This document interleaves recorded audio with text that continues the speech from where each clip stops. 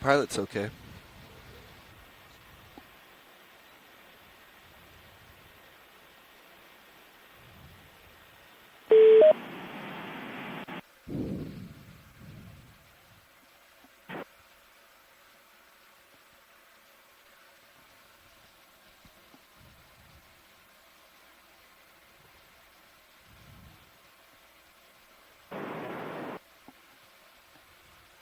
Where's my...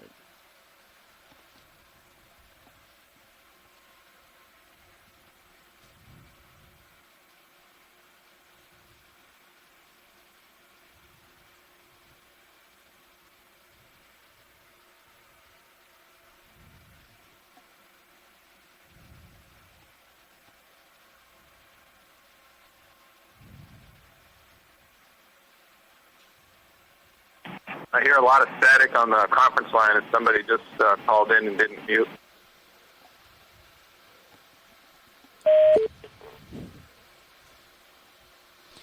Conference line sounds very clear coming to the Okeanos. Sirius comps 37.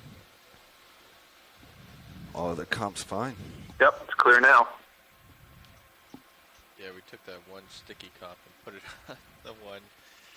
The level one, yeah, or the level sensor, yep. Yeah. I bet one of those, the rods, I didn't get a chance to look at that comp, but I bet one of the rods is bent or something and it's just not aligned correctly.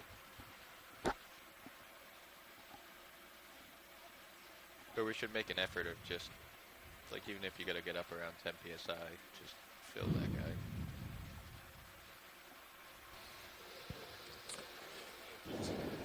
Okay, folks, we've reached the halfway point to the bottom. We're going to be descending to about 2,200 meters, and we just hit 1,100 meters. So we're getting there.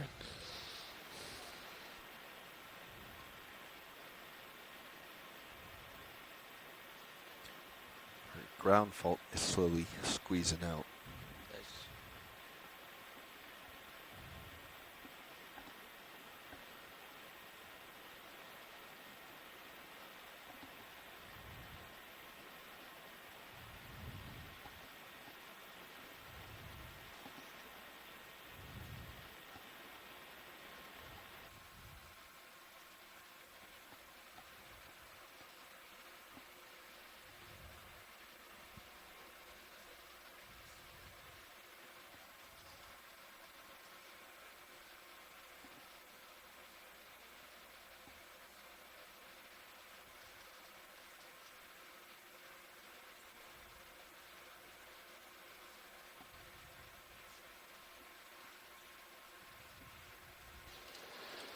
I'm just advising you, Scott, our event log connection is going in and out. We did see your test message. However, we're not able to respond to it right now until it reconnects. Copy that, Chris. I noticed that you weren't in the chat room, but it's good to know that you're seeing what we typed. Thanks. Yes, we are. Okay. Okay. Yeah, go ahead.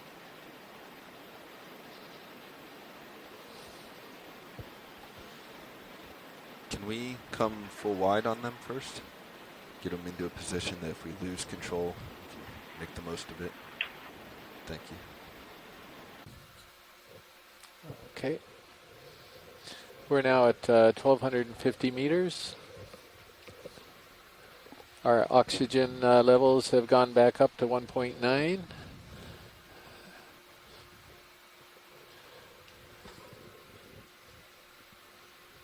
And we're currently at a temperature of about 3 degrees Celsius.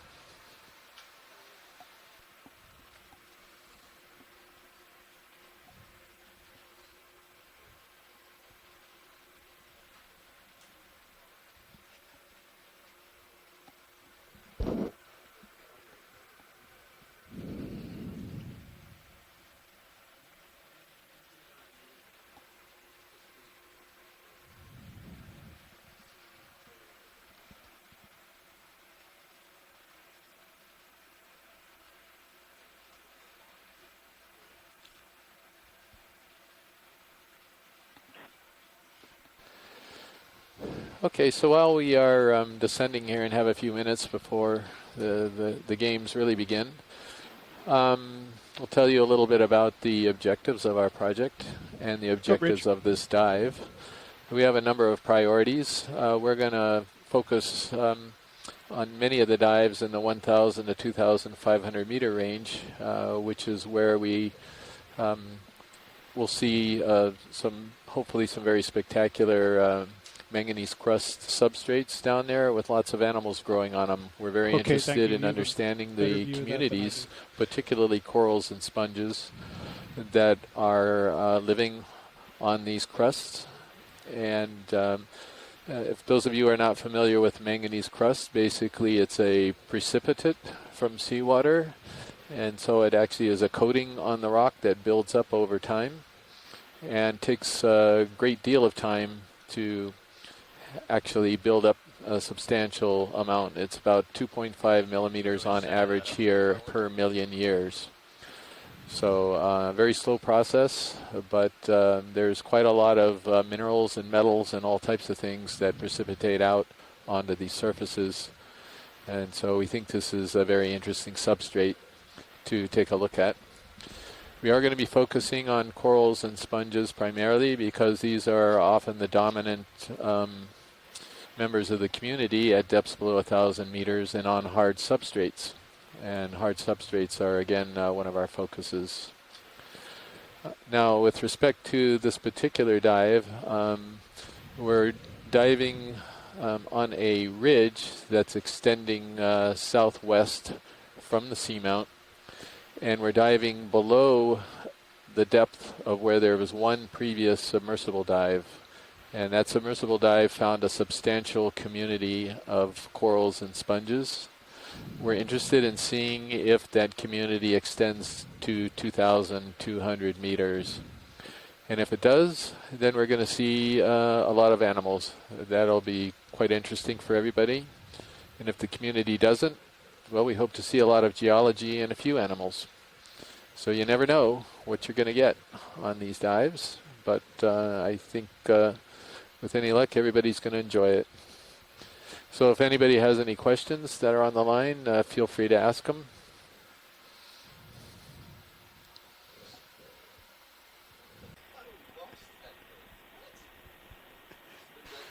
A few more facts here for those listeners who are not from Hawaii. We are diving on a seamount east of Mokumanamana, or Necker Island. The name Mokumanamana, Moku is Native Hawaiian for island, and mana is the Native Hawaiian word for spiritual power. So the fact that it's mana means that it's a place with a lot of spiritual power for Native Hawaiians. This is a place that they visited periodically for spiritual purposes.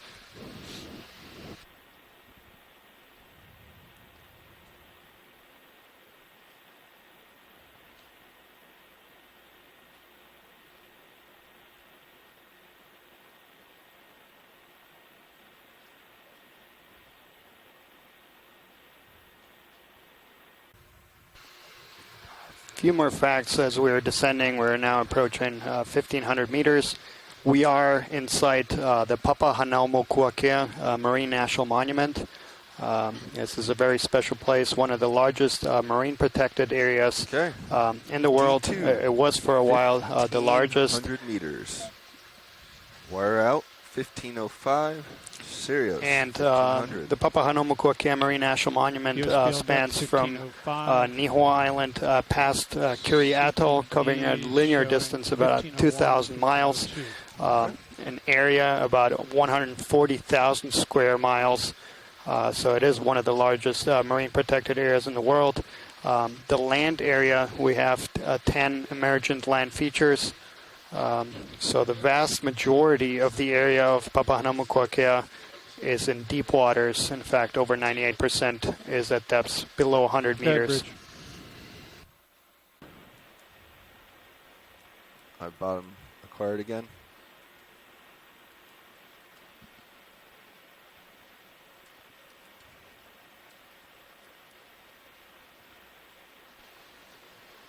Okay, we are seeing bottom right now. And we're at 2180 meters.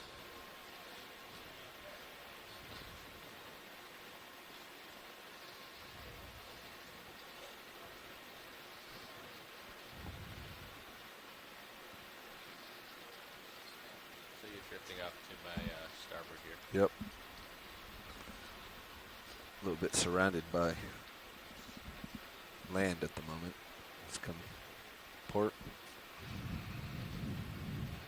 That's hard over on the lats, and we're just inching.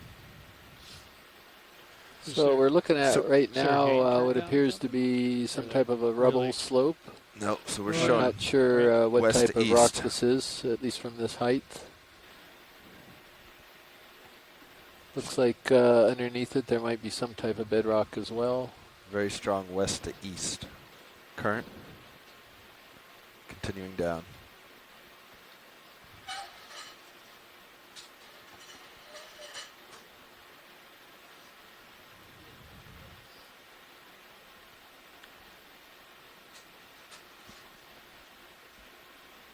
Dusters are all happy. You back up a little bit. Okay, backing up.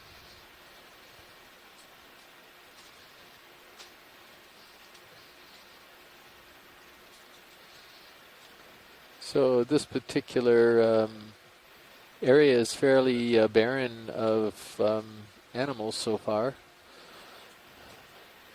So we're pretty much on sort of a flatter area, and it'll be interesting to see if the animals pick up once we get into steeper terrain.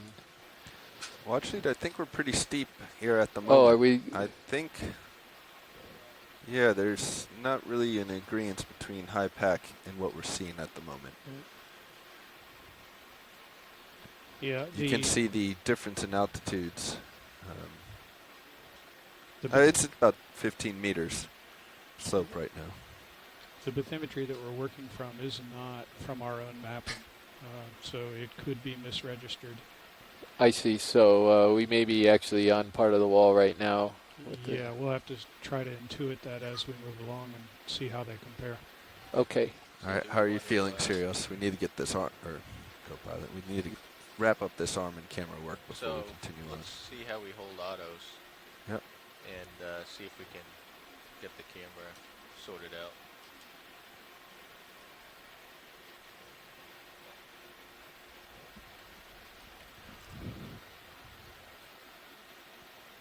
Okay.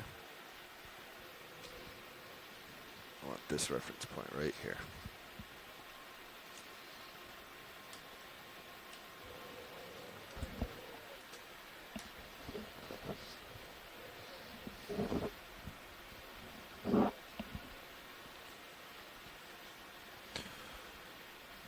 Okay. When you're happy, we'll Yep. give. We can use Mini Zeus. We can bring Mini Zeus up. We're okay at the moment. Okay. All right, video. We're stable at the moment. Can you come in a little bit on high pack, please? So Sure. if you need to swap camera boxes and finish your white balance, it's okay.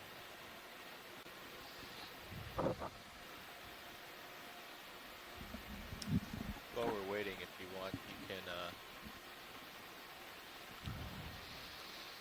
tilt the craft back up. Tilt it down. And then maybe tuck it in a little bit.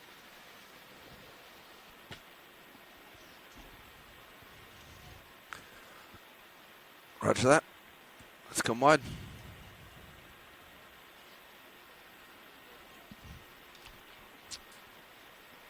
So, gentlemen, the bathymetry is probably misregistered, but in general, you should have a cliff north or slightly west of north. Okay, let's get that arm stowed and we'll move on. Although that's not what we're seeing right now. So I'll let you say what direction you'd like that first move to be. bridge now. You guys have been so quiet, so in and out. We've lost track of what you're doing, and we've got no video right now. So we're relying completely on audio. Right, so what we're doing right now is we're pretty much in the same location. They were trying to troubleshoot a camera issue, and then we did a very short float test to try to get an idea of what the current velocity was down here, and they're about to move up slope. We're currently at almost 2,200 meters. 50 meters. We're looking at a primarily rubble slope that's got clearly some pillow formations intermixed with the rubble. And we had a request yesterday from the geologist Mike Garcia to try to collect shortly after each bottom. So I'm keeping an eye out for a possible piece of a pillow that's could be attractive.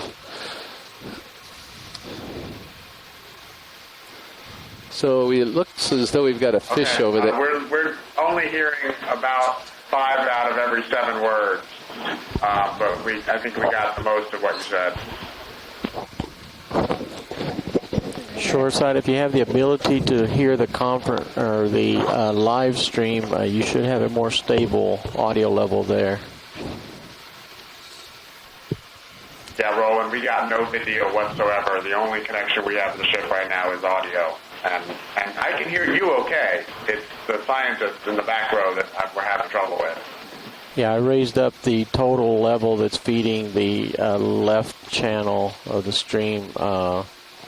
I can see if I can raise their level more into the conference call, but I'm already picking up static from overdriving it.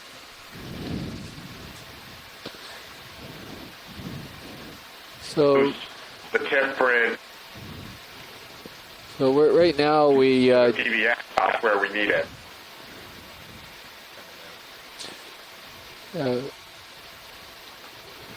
Right now it looks like we just slid over slightly and we transitioned to a bit of a harder substrate that looks darker and more solid. Right now we did see one small fish, and it looks like we've got a small coral as well on one of the rocks.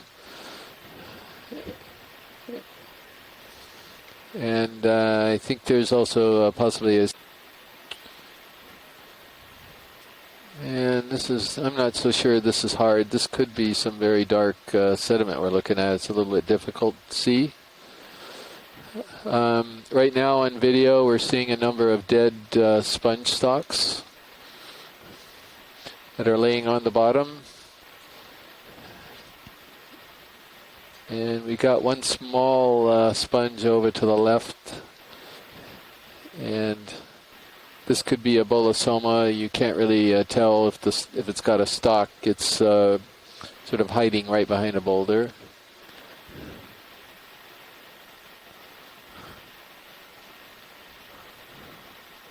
Video snaps in.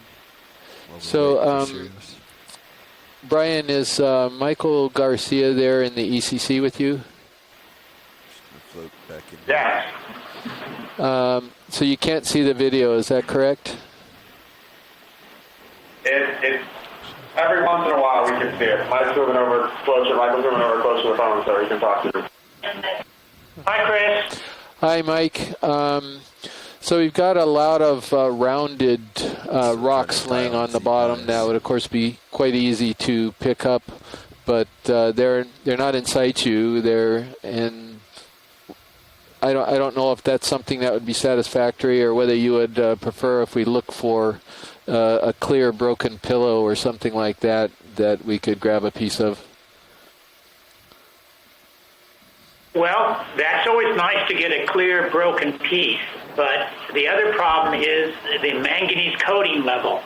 Are these rocks well cemented to the bottom? I don't think so, Mike. It looks like... Oh, those rocks there are off. Oh, no. You're seeing more angular rocks now. That looks good. Right, these are the ones at the top of the screen, right? Yep.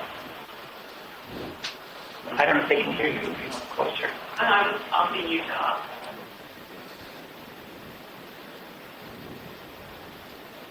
Watch the pilot. Are we in any position to possibly grab one of these rocks? Yeah, I think we can do that for you, if you'd like.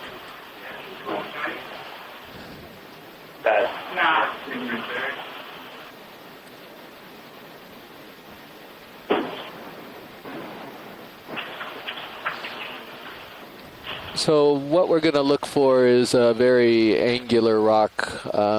And if you see something that would be a reasonable size for the box, let's go ahead and grab one. I'll be on the lookout too.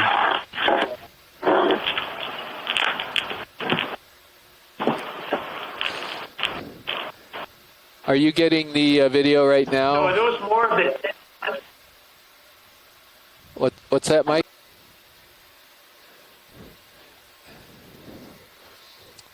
Is that angular piece that's up near the top right of the screen, is that a little bit too big for the box, or is that something we could sample, pilot? I imagine it's going to be too big. Okay.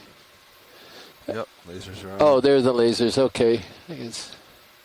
Talking this one coming up. Yeah. The lasers. Yeah, this is going to be a big sample. How about the smaller one that's directly above that sort of flattened piece that the lasers are at the base of right now? Is that one behind it okay? Off here to the right or to the left? Yeah, easy stop, please. Let's see now. I think the screen's frozen for us right now. I don't see where we are. Oh. Oh, okay. All right.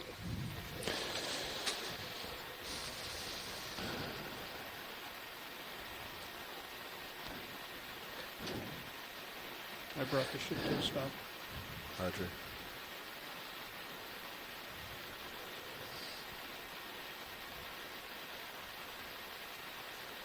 Zoom in a bit on IPAC. Michael, are you still seeing the video? Yes, we're still seeing the video. So are any of these suitable, or would you prefer? Pick up. Yeah, so any of these would be suitable if he sees one of the right size? Yes. These are not beach cobbles. Roger that. So I assume you heard that, pilot? Pilot copies. Yep. We'll try picking one up for you. Great, thank you very much. Co-pilot, you see one in... What I don't see is... Right there and grab one of these smaller guys. You can't take too much weight. So...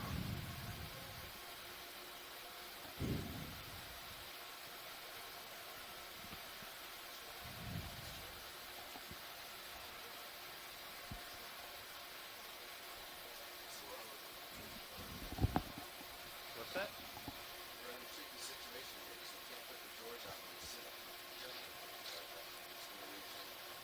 On yours, please.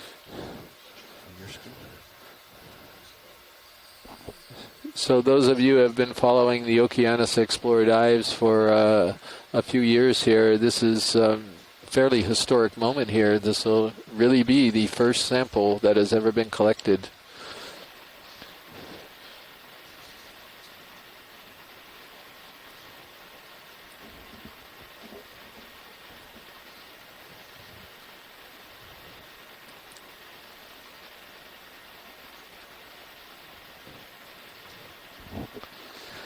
To prepare for this collection, yesterday the ROV team was operating the manipulator, and they had various types of targets in the hangar that they were practicing on, including carrots and cardboards and balls and a variety of things. Watch lead, is there one in view that you like better than others? You can try. They're all going to be pretty well cemented, I think.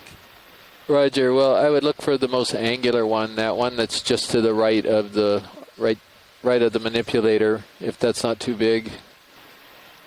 Would that one there work? We'll try. Okay.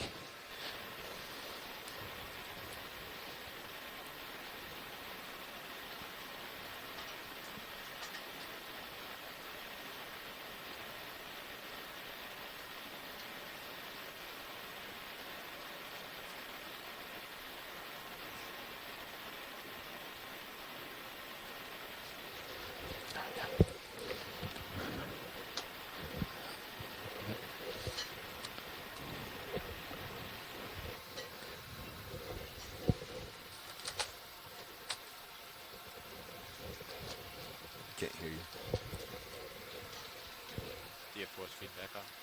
I do not. Yeah, that's attached.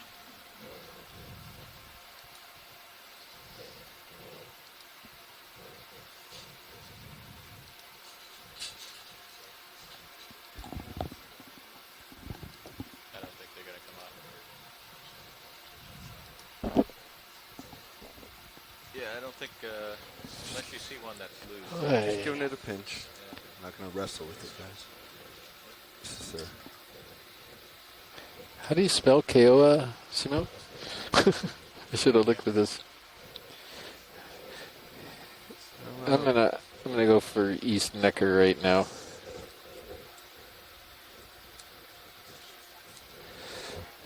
Yep. Yeah, actually, this is co-pilot. They're all looking pretty cemented. Chris, this is a beautiful field of pillow lavas.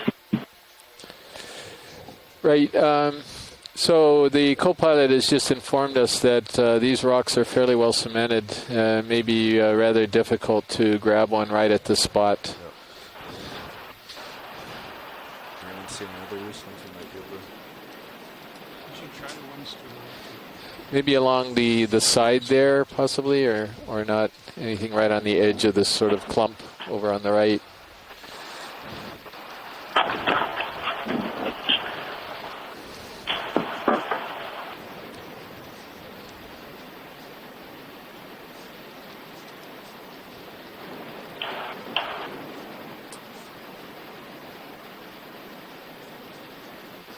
In the nature of pilots, they're not always very.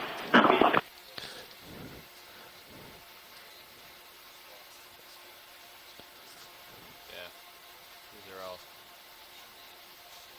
These are all attached watch lead. I don't think we're going to be able to.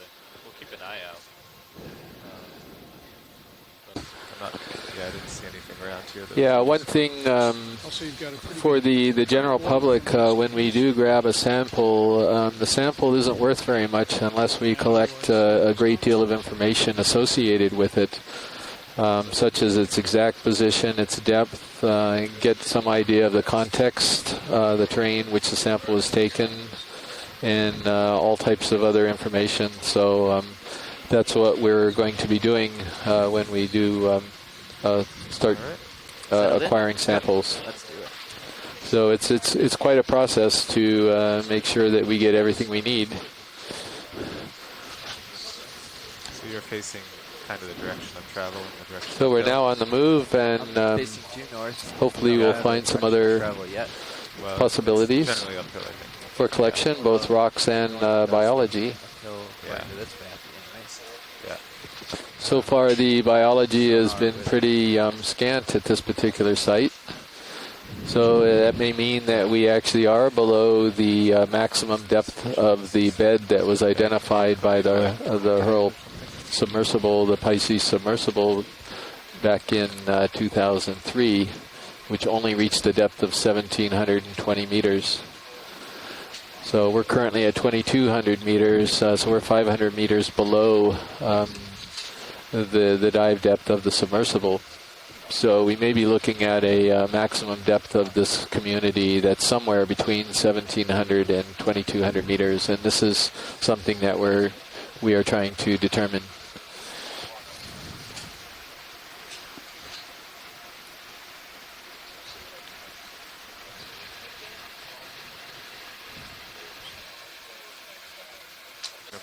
Got a good amount of steady. Moving on up. Okay. The little red dot you see on your screen is a shrimp.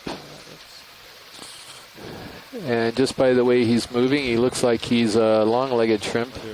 And that would place him in the genus Nematocarcinus. So those are also fairly common shrimp at these depths.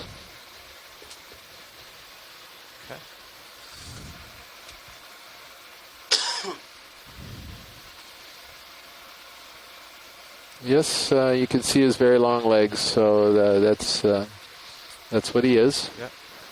Center. Okay. Free to zoom.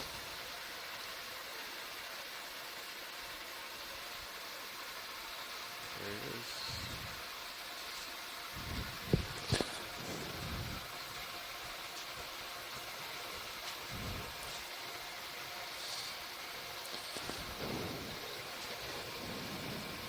Okay. What is it, 10 seconds?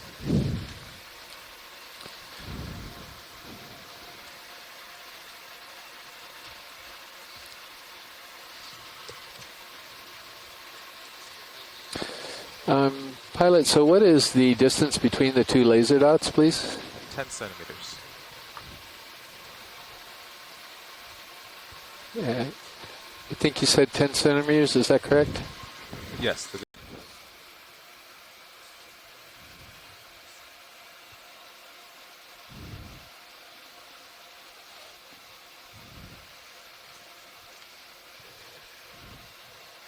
And we've got our first coral. This is black coral.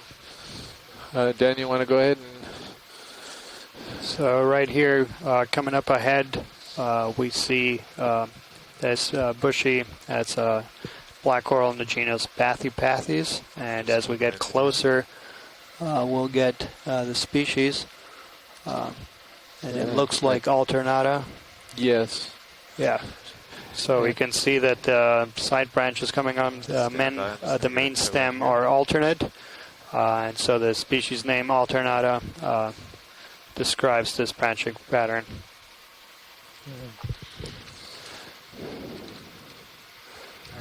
So this is a fairly common species here. This is one that we would not be considering for collection. In fact, they've already been collected. Can do. But interesting about this black coral, so in this particular species we have seen various color differences. 015. So we have seen these guys in white and reddish tones as well. So for the general public, black coral, so the common name for these organisms, comes from the color of the skeleton. So what you're seeing right now is the tissues. So just like we have tissues covering our bones, so that these organisms, our bones happen to be white, the skeleton of these organisms happen to be black, and that's what gives these the common name of black corals or Anthopitherians. Would you like me to take cameras so you can do the rest? No, that's okay. Bridge, RV.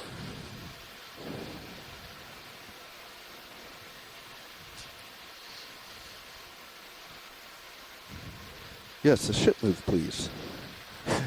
30 meters at 015, 2/10. Yeah, there might be a little nudge here and there. So. Good copy, thank you. Okay. Move in, 30 meters, 015, 2/10. Thank you.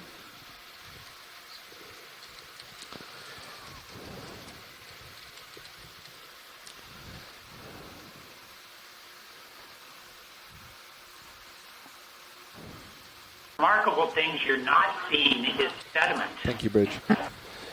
Yeah, so when the ROV pilot got down, he was reporting that they had some fairly strong currents here, and they were just getting used to it as we approached the bottom. And so it could be that these currents are fairly normal here, that they are relatively strong coming around this over this little rift zone ridge that we're on, and that might explain why there is very little sediment here. Another part is that we're fairly far away from any source of sediment. We are on a seamount that's between two of the banks, and so sediment coming off the banks is not going to really be coming out this far. So this coral, again, is another common one. This is Chrysogorgia, I believe. Yeah, it looks like it. Do a zoom here video.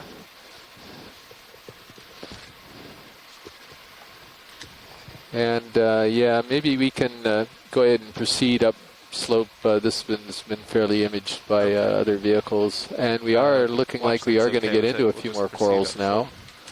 I see a couple other things up slope. I'm actually low on tether, so that would have been a good shot. Beat up some tether time here. I'll go check these ones just out. Catching up. I don't think we have the space. What about this little guy? So the coral that's directly in front of the screen right now, it's a little bit far away, but I'm fairly certain this is in the family Primnoideae, and it looks to me like it's Calyptrophora angularis. It's a very beautiful, unusual coral that has these two main branches that come out, and then it has sub-branches coming upward from it in sort of a candelabra type of appearance. And now we're seeing a single unbranched coral. And maybe we could zoom in a bit on that that unbranched coral so we can take a look at it and get a better idea on it. So it turns out there's a number of different types of corals that have these unbranched forms.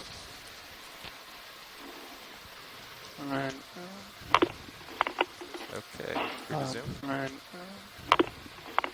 Okay, free to zoom.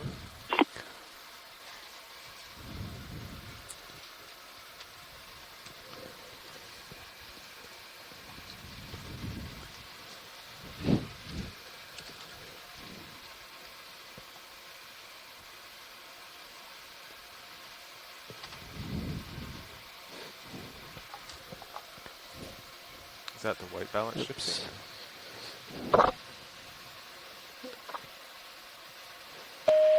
So one thing we do know is this is not a black coral. You can just tell by the polyps coming off of it. And at the moment we don't really know what this is. Perhaps somebody in the chat room can venture a guess. Somebody I think suggested I sit it, and it could be based on the size of the polyps. That was Tina Molitsova from Russia. Welcome, Tina. I've seen you in the chat room. Daniel's mostly handling it. Oh, I thought Joe was waiting. Yeah, but you're free to zoom. Yeah, so we can see the branch tentacles here, 8 of them.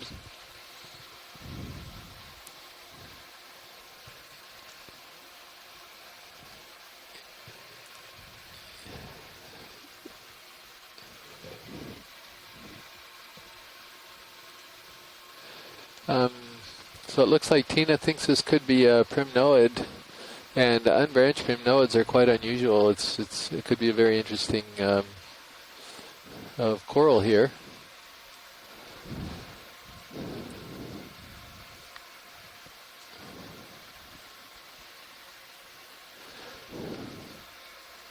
And Tina's pointing us to the polyps being in verticils. Yeah.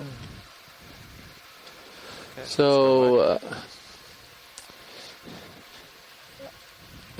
I think given that we only have just a couple of biologicals that we are permitted to collect, we might pass on this unless we see a particular interest by some of our shoreside scientists. Another one of the Chrysogorgia. Haven't heard from the common one that has a columnar form like this in Hawaii we call Chrysogorgia geniculata. Unfortunately, there's no common name for the general public for these animals that I'm aware of, but they're beautiful, delicate corals. Seem to be rather deep water specialists. I have a lot more. Maybe we could pass the close-ups on this one again because it's fairly common, and see if we can find something that's really unusual. Stick to 30 and maybe do a little quicker jumps. 3. That doesn't really help though. We'll do 50 at point 2 and probably can keep moving. Well, Sirius moves about just as fast and just makes the ship go a little faster.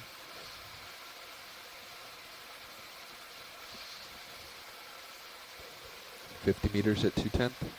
That's great.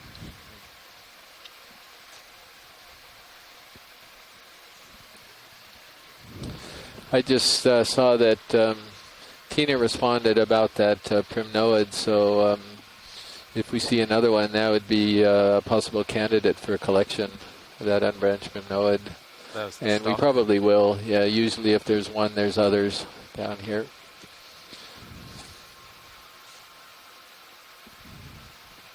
Still like your heading? What's Bridge, the heading? ROV nav. 015. Yeah. ship move, please. 50 meters this time. 015, 2/10. Good copy. Thank you, Bridge.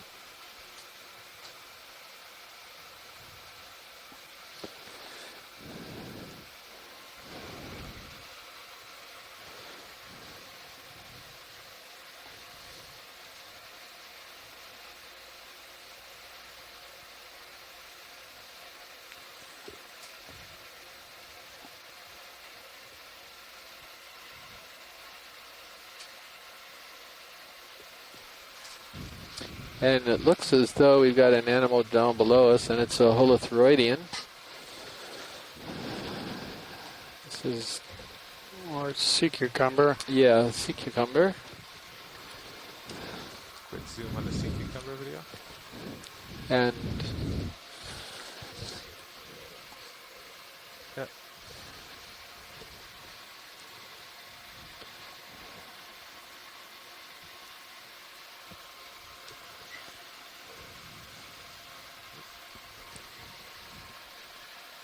There we go. 3/10.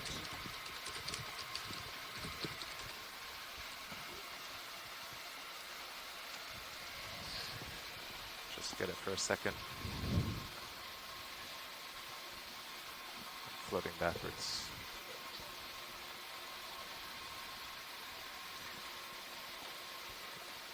Watch lead any interest in more detail?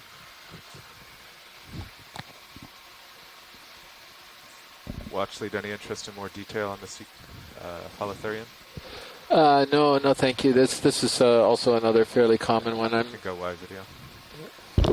So, bit of a focus on the corals and sponges. So we have a stock sponge directly up ahead. See that? And as we get a little bit closer, we can see if this is a very unusual one.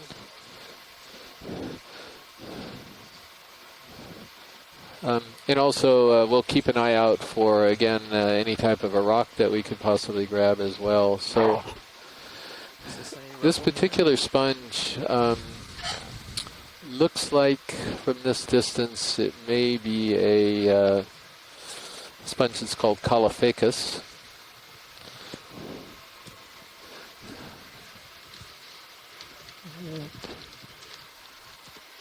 We'll confirm that as we get a little bit closer.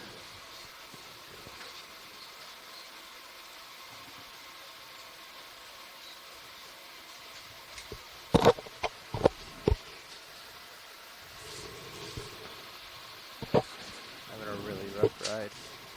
Ship's pitching a lot. Yeah. Sirius is very unhappy. Yeah, so we're actually approaching the sun, this particular sponge from the side, because the current is probably blowing across. Yes. And so, yes, I do believe it is a Caulophacus. Over to the right, pilot, there could have been another one of those unstocked corals. Okay, so we're done with the sponge? Yeah, I think so. Those behind ones are unstocked.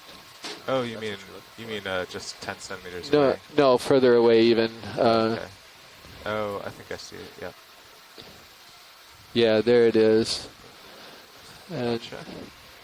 so this could be the same unbranched primnoid. I don't know if it's very easy for you to set down in this terrain. Yes, you want to get a close-up. Yeah, and this is... these are unusual, and this actually may be worth sampling if we get a close-up here. Copy that. Yeah.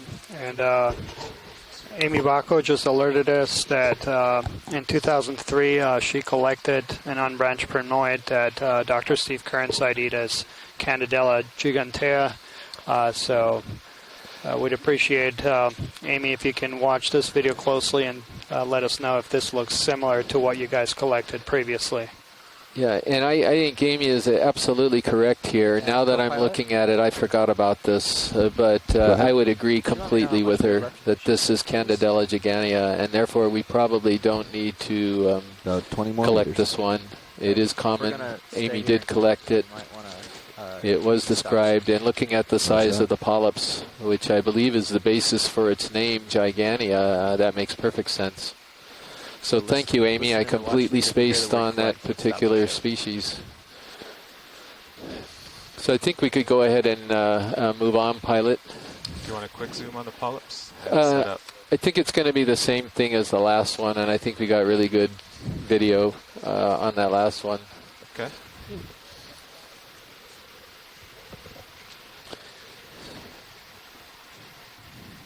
Moving on. In video, as we do this, if you see one that looks particularly photogenic, we can also stop for you. So, once in a while, so don't be shy. Formations in front of us right now. So Come this back is to your center, co-pilot. this is gorgeous terrain. Thanks.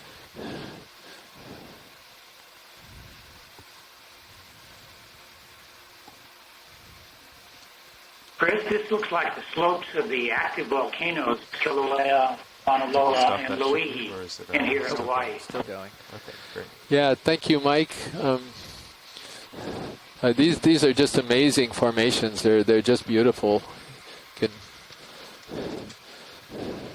And he was pointing out, for those of you who might not have heard, he was a little weak in my headphone here, that this looks very similar to the Kilauea and Loihi off the Big Island.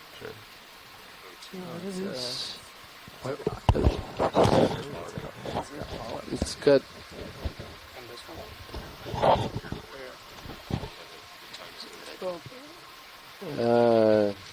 Looks like some kind of dead sponge with octopus growing on it. okay, I'm not certain at all. These could be something growing on a piece of a dead sponge, maybe some type of colonial anemone or a zoanthid. I don't know if anyone has any guesses here in the chat room.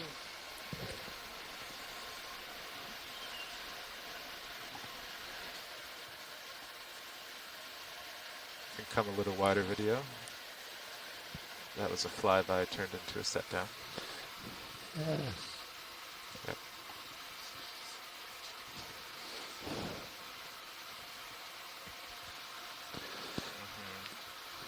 Yep.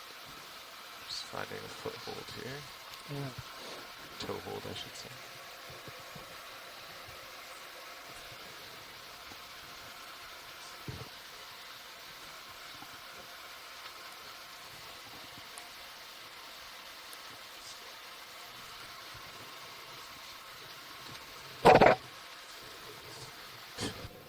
Yeah, you can come wide. I'm just bouncing around. It's more uneven than I thought.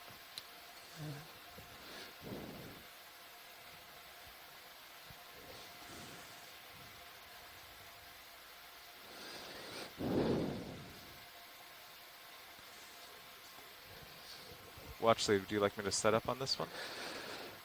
I think it's actually some polyps overgrowing something else, and I think we got a pretty good close-up of it. So if that's enough for the video team, then perhaps we could move on. What do you think, Joe?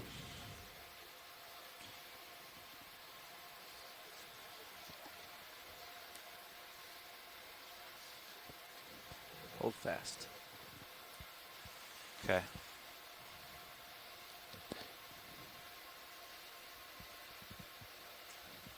Go ahead, workshop. Thank you. Pilots should move. So Thank you.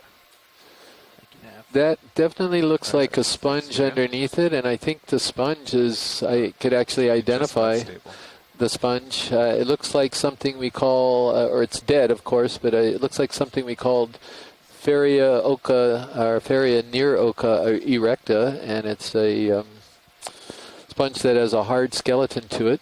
I think half of it is missing, and it's dead, and so it's being overgrown by some type of cnidarian.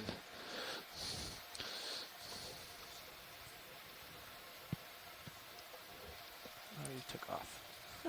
What were you doing? I was just setting up your swing arms for light it up a little better.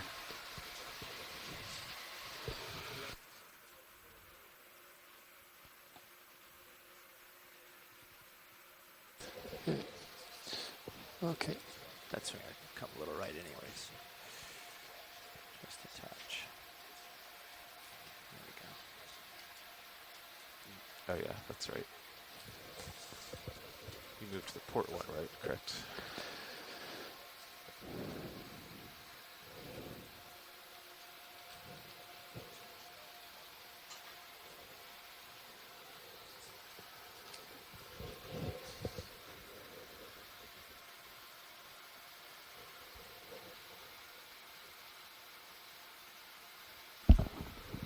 Showing significant feature off port left.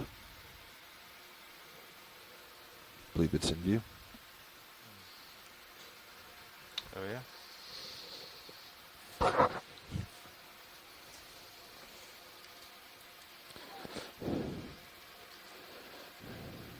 Some pieces fell off. So we're seeing an enemy on the wall, Might be. and now we're going into a little bit different terrain. It's pretty interesting. We have looks like a large ledge. And pilot, do you see anything that might be collectible here? Yeah, we're just thinking there's these more angular blocks that might have fallen. We should look around. Yeah, do we have some geologists who think that one of these would be suitable for collection on the line?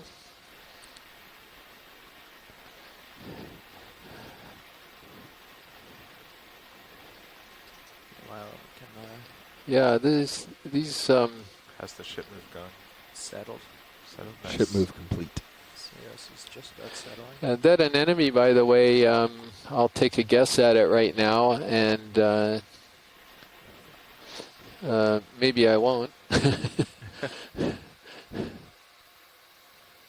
It's get a little bit clearer. It's not quite what I thought it was. Yeah, there's definitely some stuff you can grab in there. Definitely. So this is most likely something that we call Exoselectus. Do we have some people rejoining us? Michael Garcia, are you still with us? There's my toe. Alright. At this enemy first. Okay. Let's do a close-up of the enemy first. My heading's locked in for the sample, so it'll be what you can get.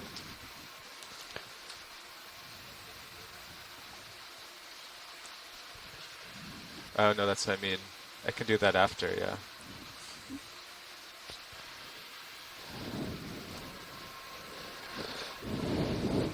So I do think this is Exoselectus. It's an unknown species of Exoselectus. That's the best guess. I can try coming a little bit right.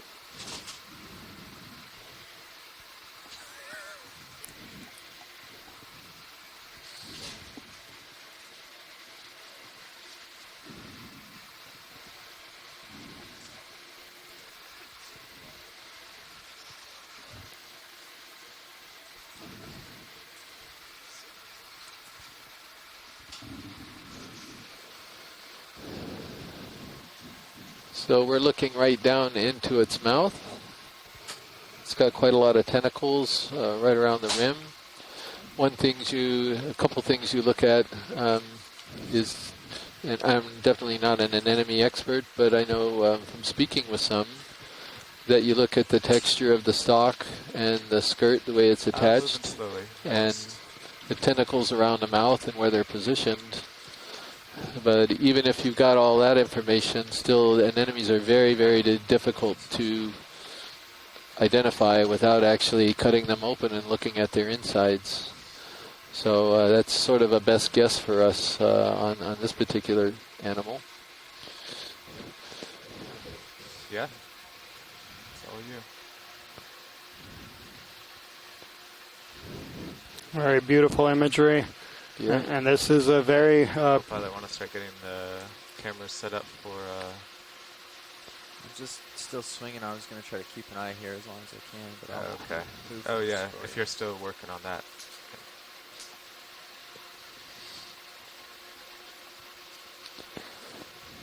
So the little balls on the ends of the tentacles are where they've got nematocysts, which are special structures designed to help them capture prey items. And so the balls on the end of the tentacles are a concentration of these nematocysts. And the nematocysts themselves, they're sort of a type of a mechanism where if an animal is swimming by, some plankton swims by, something contacts it, then the nematocysts will fire out something that looks like a harpoon to actually capture the animal.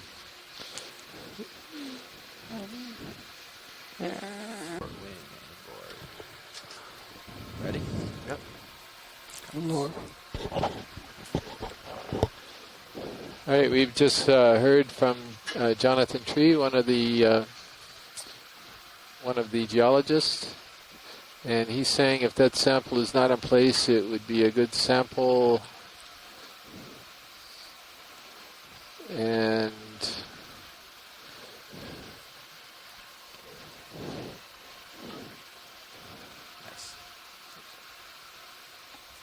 so it looks like we have a slight difference of opinion here, and so they're getting ready to collect. I think we will. We're all set up. Let's go ahead and. Okay, can you follow me with the overhead camera? Yeah. Actually, from this view, it doesn't look as promising, but.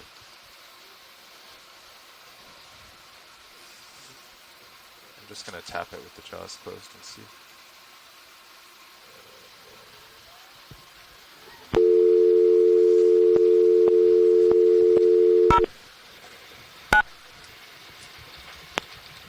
You're right, I would not be able to reach that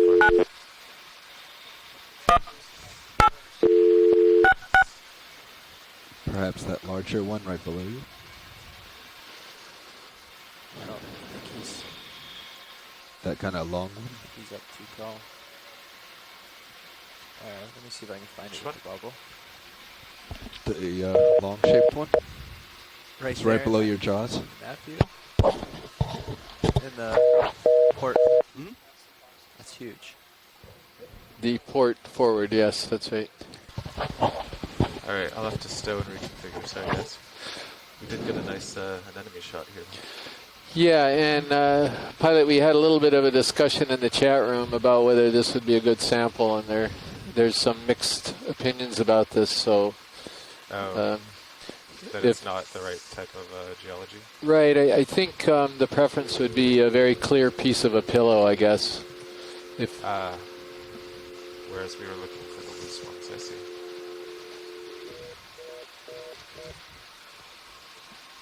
Good. You want to open your jaw now so that it doesn't snap it open. although Michael Garcia just came in, and he's sort of the opinion that if we could get a rock, it would still be worth it. It's just difficult for me to see which one you're aiming at. So We'll go slow. Okay, craft going offline. Port wing. Very slowly out forward. So watch leaders, even if we move over to these rocks, you don't think it'll be appropriate? No, I've got another person weighing in who does think it could potentially be a very useful rock. Okay. So are you looking at that angular one that's in the HD right now? Well, we decided that I'm more looking upper left of the HD. I'll have to move the vehicle over. Okay. That angular one is too big for us. Right, that's what I was wondering. Didn't work? No, it worked, but I'll leave it open if you're just going to pick something up here. True. It was going to work perfectly.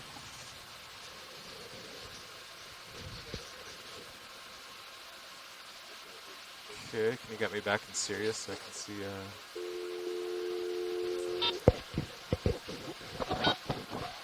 Try my best. I think I'm all the way down. Okay. I can turn my head around if you want. Turn to port a little here. Let's see. Get you. The unsedimentary, but Around. the Same time we're here, and it's right in front of us, all ready to go. It's very unfortunate they dropped out right as we were approaching. Um,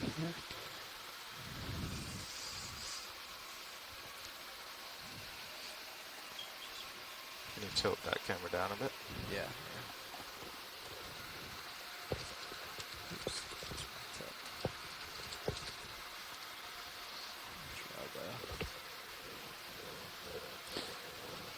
Alright, I can give you a second view here, like, tell me if you like it or not. Just a second. Oh, I didn't know you were doing that. Is that helpful or no, is I this think better? Yeah, I like that one better. It's like the eye doctor test. Is this one better?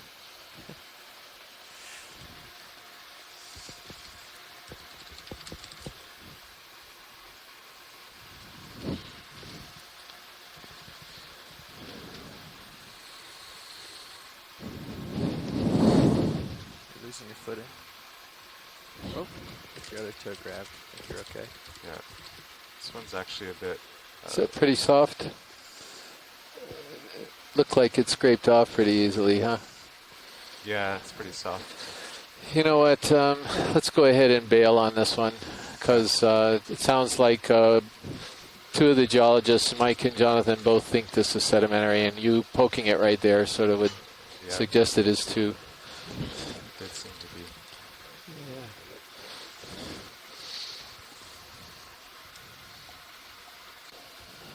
Maybe two unbranched corals here, and then this one in front, which I'm still trying to figure out.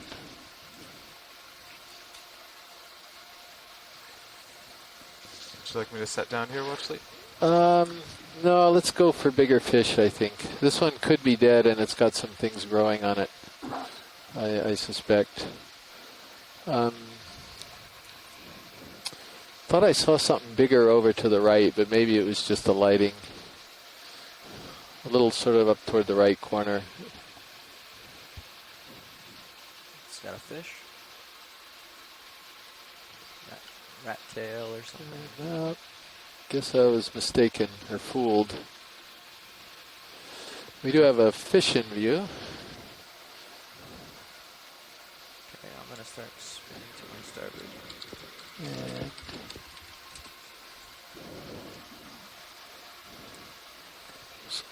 On the fish video? It's like a rat tail. yeah, this is probably going to be an ophidiid or a cuskiel, I think.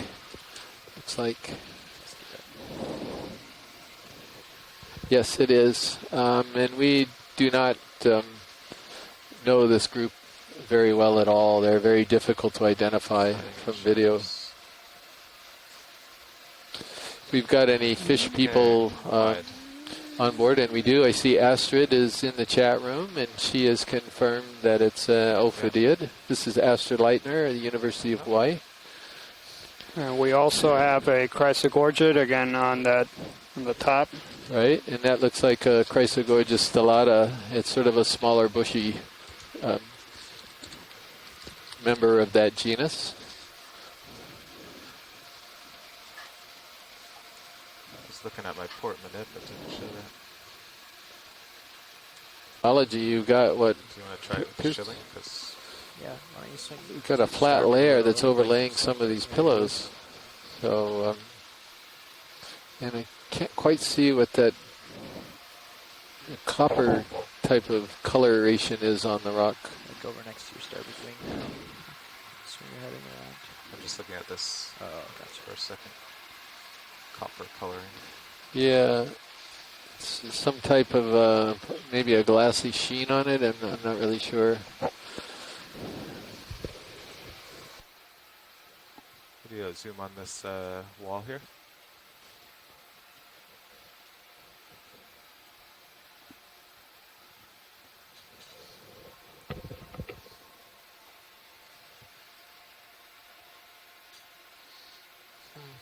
Looks like some glass. Be just the reflection of the light. Yeah, I think it's just sediment in the light. Yeah, I see. Okay. Okay.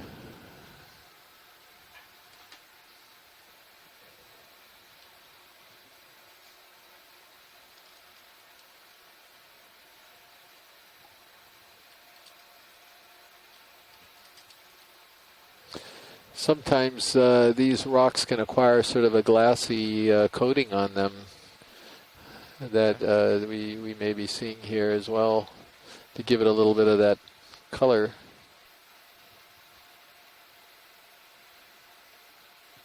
Chris, that's almost certainly manganese.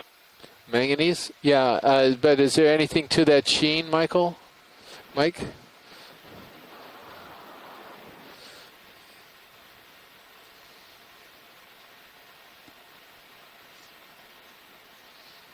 Okay. I would guess it's the manganese when it's wet that gives it the sheen. We're used to looking at manganese on rocks who bring to the surface. You don't see the sheen. Oh, I see. Okay. So, Mike, is that sedimentary, the big flat piece that's overlaying some of these pillows?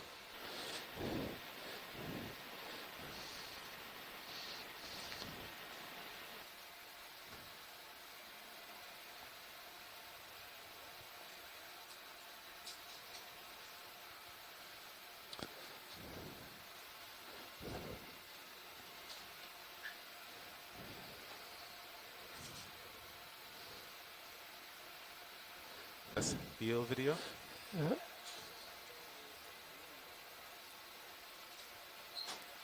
Oh, predation event.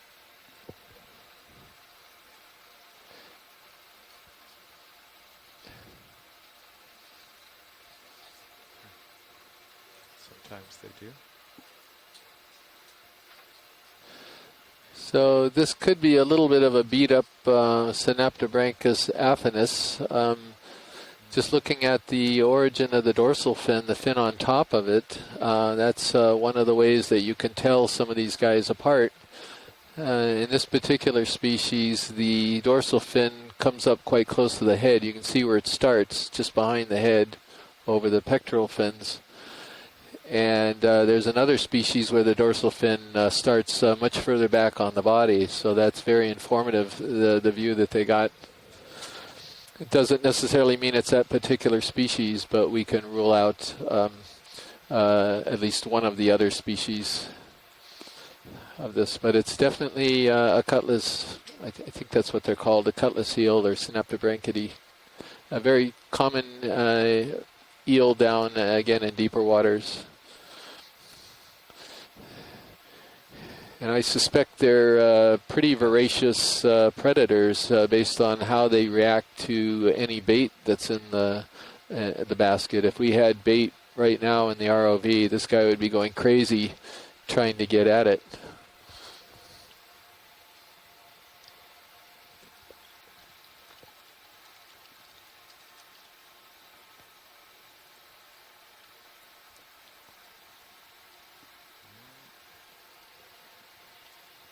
I think I might lose him soon. Yeah. Okay. Yeah. No problem.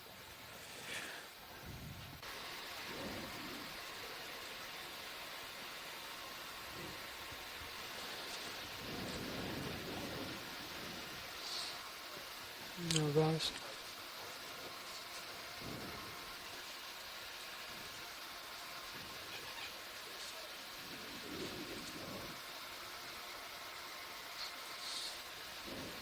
That's a good looking sponge. Yeah, so this one, still waiting for you to get a little bit closer on it before attempting to identify it. Sure. Will do.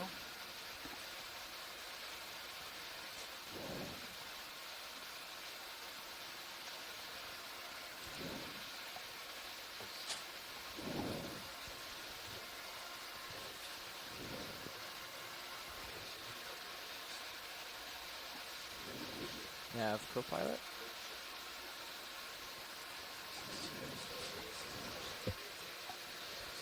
Okay, I think that's pretty good video.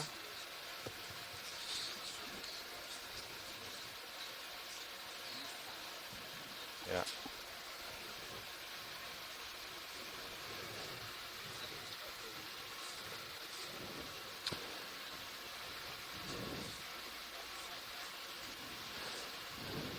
So I wonder if you could zoom a little closer on the top of it. Sure.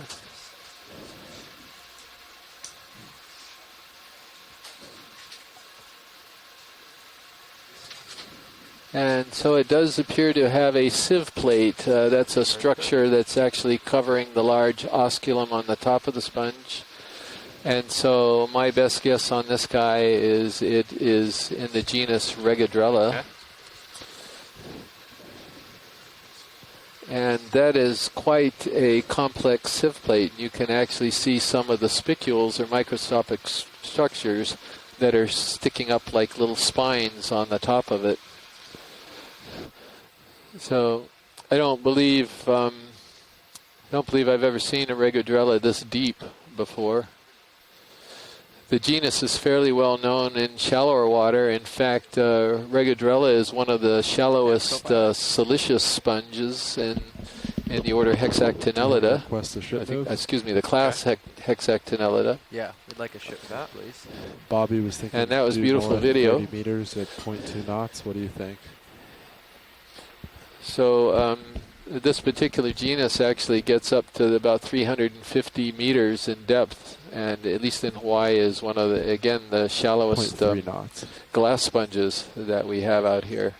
I'd stick to a little east and north, 010, but due north is okay. Doesn't make a big difference. Pilot? Yes. Where are we? Pilot's facing due north, and you can see he's not looking up at the local high at this point. Yeah, I would do a little bit east and north. Yeah. And pilot, if you want to sidle to your starboard as Okay. we go.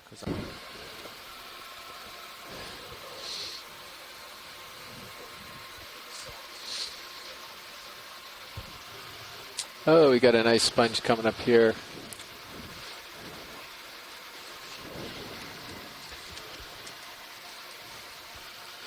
So this sponge is a collectible.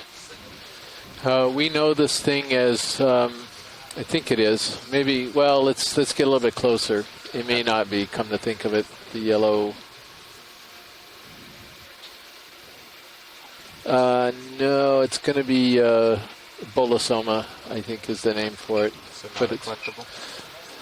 well, Oh yeah, we'll get a nice shot. yeah, we'll get a nice shot of it, but Okay. it's a little different. I was thinking it was something else until I see all of the holes in it.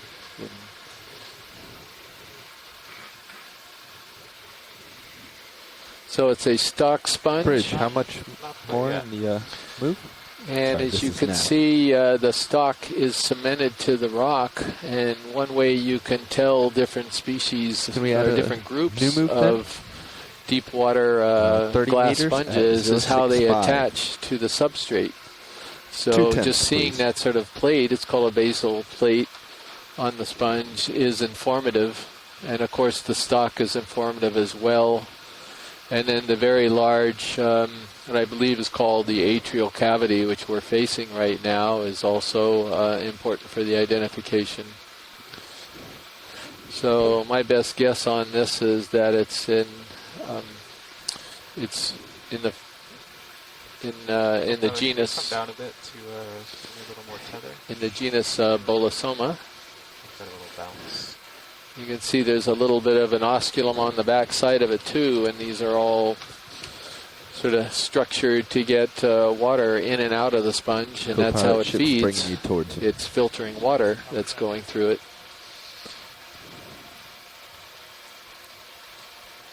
I know. Trying to get up here.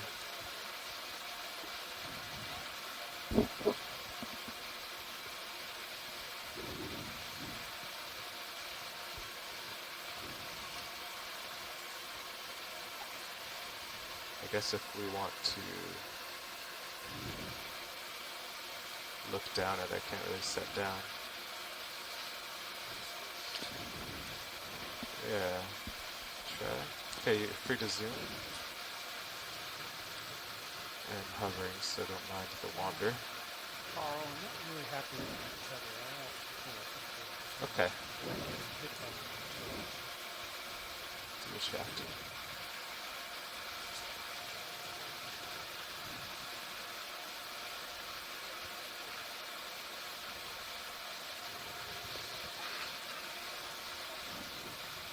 Okay.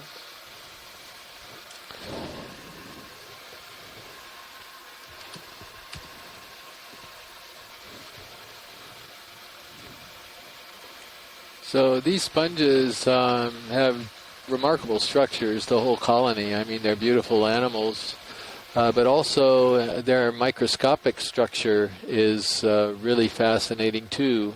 And very simple way of taking a look at it is just to take a small piece and place it in bleach solution, and that dissolves away the tissue, and you're left with these siliceous spicules, is what they're called, and they come in all different shapes. They're sort of spiny type of structures that you can see under a microscope. And the name for the class Hexactinellida actually is derived from a specific type of spicule that these sponges have, and it's called a hexactin. And what that means is it has 6, thus the hex part of the name, 6 sort of little spines coming out. It's triaxonal, and what that means is that it's got these spines sticking out in 3 dimensions.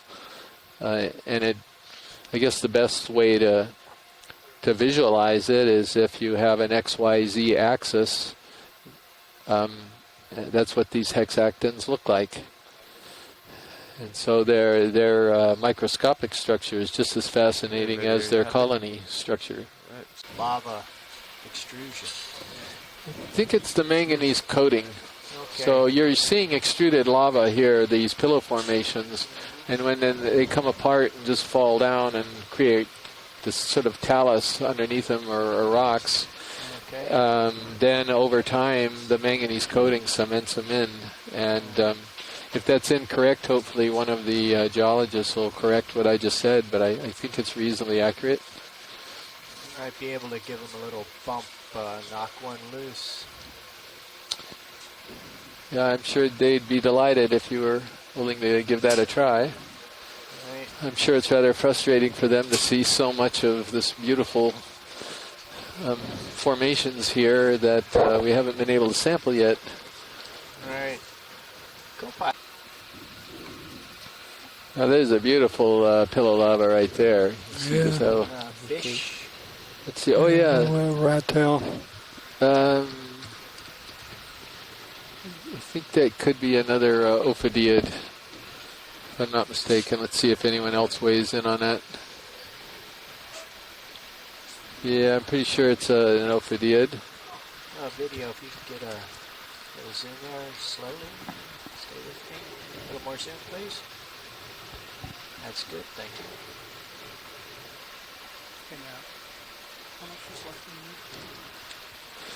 So this could be what's called Pictocraspidum armatum. That's the only name I know of it, and I'm basing that on the angular head on the fish. I'm going to look up on my cheat sheet here to see if I remember this correctly.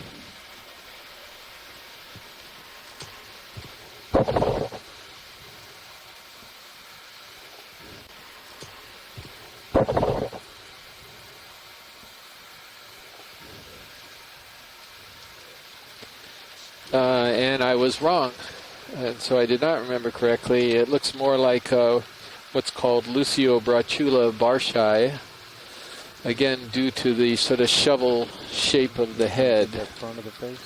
And let's see if we've got any other people weighing in. I think they're waiting for a little different view.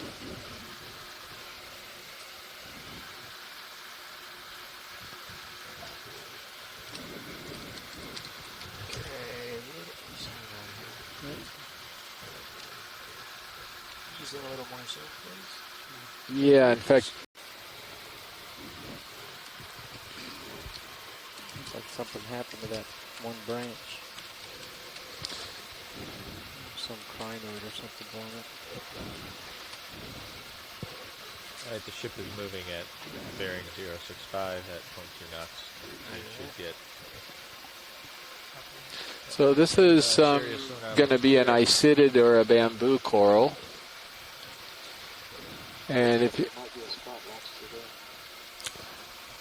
And it also looks like there'll be several rocks in the vicinity that we could pick up right at the base of that coral.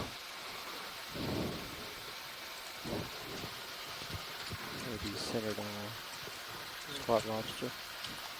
Okay, video on bottom, then bobbing a little bit, but you're clear to zoom. And Chris, any particular thing you want to see, just direct. Zooming in right now, I'm looking at the branch points, and so this particular species appears to be branching from the nodes, or branching from the little black sections. And if I am not mistaken, that is characteristic of a genus that at least used to be called Isidella. Push tight.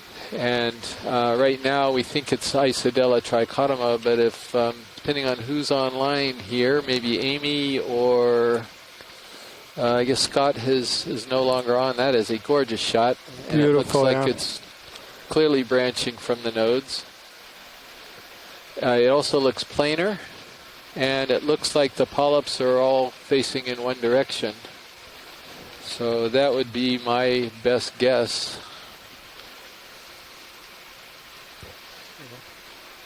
Polychaete or something climbing down the top. Tracking.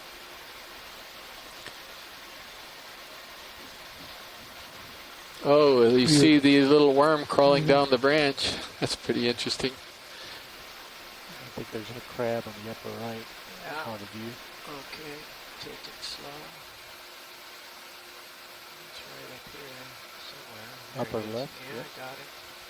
Looks like some hydroids Yeah, that's what it looks like to me. on the coral and a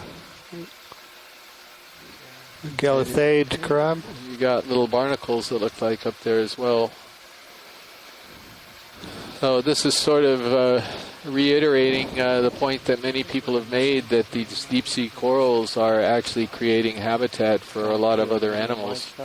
And you can clearly see there that there's a bunch of things that are dependent upon it. Watch leave, this is Matt. Do you think you're going to want to... Going for a here, full Chris? specimen.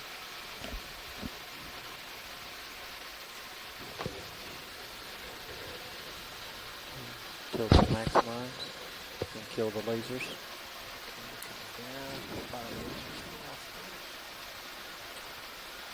Hold the shot. And it looks like there's a couple of rocks here on the base that might be suitable for grabbing. And Diva Amon has just identified that worm to polynoid. I think, if I'm not mistaken, that's a type of polychaete. Yes. And so thank you very much, Diva. Laser pointers are 10 centimeters apart. Can we come to a stop here, please? You're seeing sort of the backside of an anemone there that's attached to the stalk. So everybody seems to think that the party's in the opposite direction, and so everybody's oriented in that direction, and that gives you sort of a sense of the current direction. So just a few more seconds, and then we'll be clear. See, this particular type of anemone is actually wrapped around the stalk, which is pretty interesting. It's how they manage to attach and hold on. Okay, pulling full wide.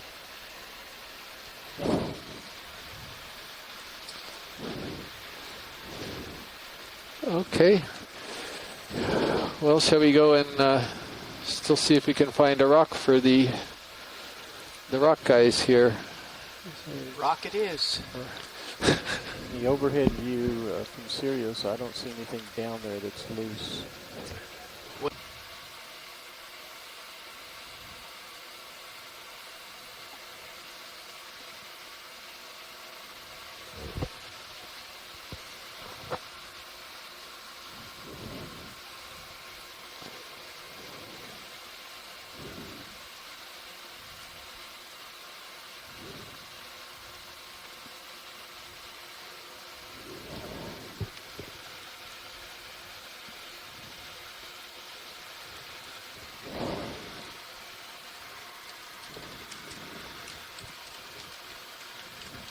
Little knobby bit there, video. little bit of zoom on HD2, please. You see in front of my right toe there, there's a little knob sticking out? Yeah, hold that right there. Let's see.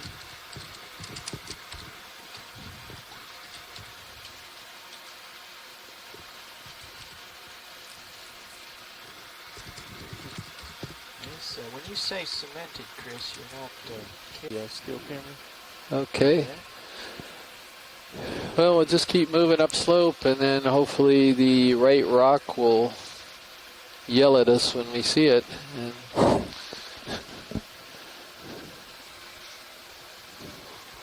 we're continuing on. Well, let me look around a little bit here once we stop the trains.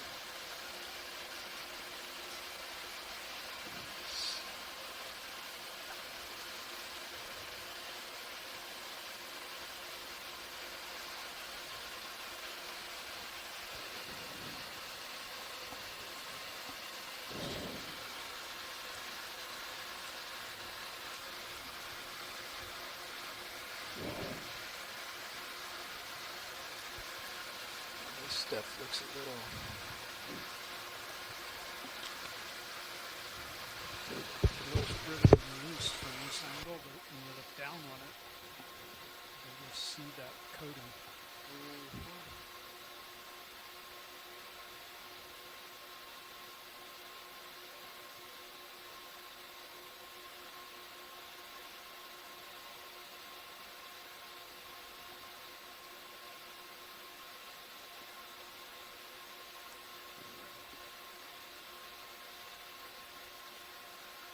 Looking at my right toe. But yeah, you are looking at a dead stock sponge, and all of these rocks look like good candidates for sampling if we can get them, but they do look cemented heavily, so I'll leave that up to you. If you think anything looks loose and grabbable, then yeah, they would be. Okay. Doesn't look too promising. That pop of the light was the comm coming back to the controller momentarily. Okay. It looks like that one right by And the we stock just there. Well, you know, they all... Bridge, RV-net. we're at a depth of 2,130 meters, looking around for a rock to sample. These are all very nice pillow basalt. Thank you for your patience.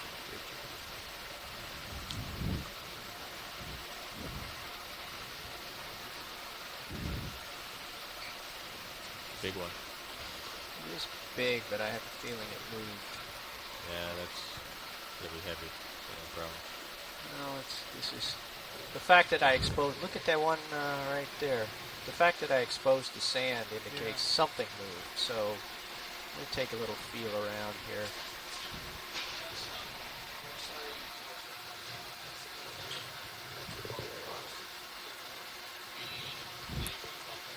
For you guys, for those who just joined us, a very historic moment here. The first collection of a scientific sample by the Okeanos explorer. Here just on a seamount east of Mokumanamana, where the deep discoverer was successful in collecting a geological sample. Okay, pilot.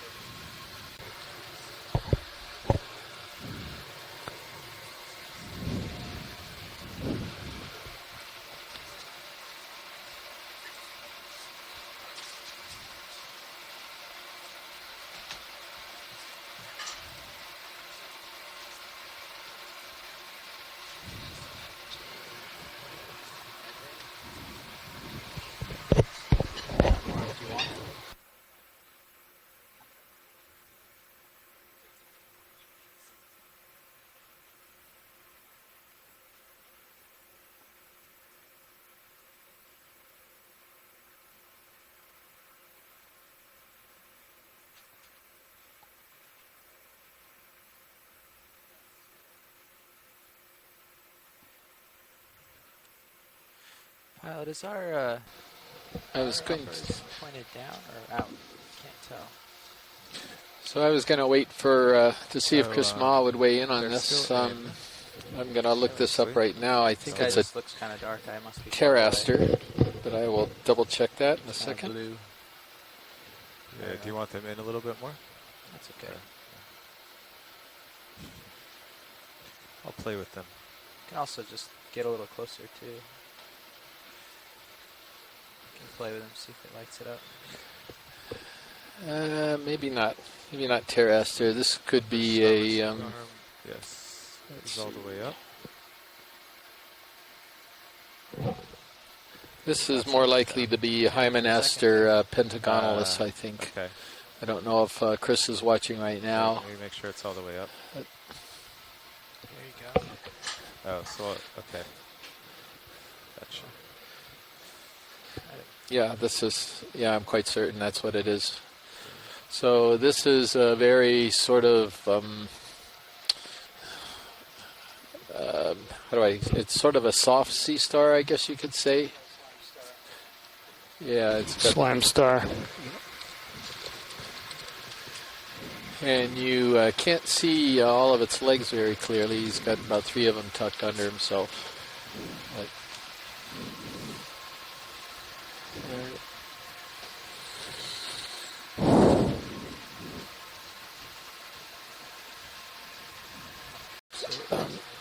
that'll be good.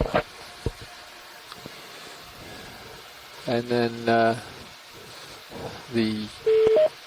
Hey, Chris. Yes, hello. Ma. Who is it? Oh, Chris Ma. Hello.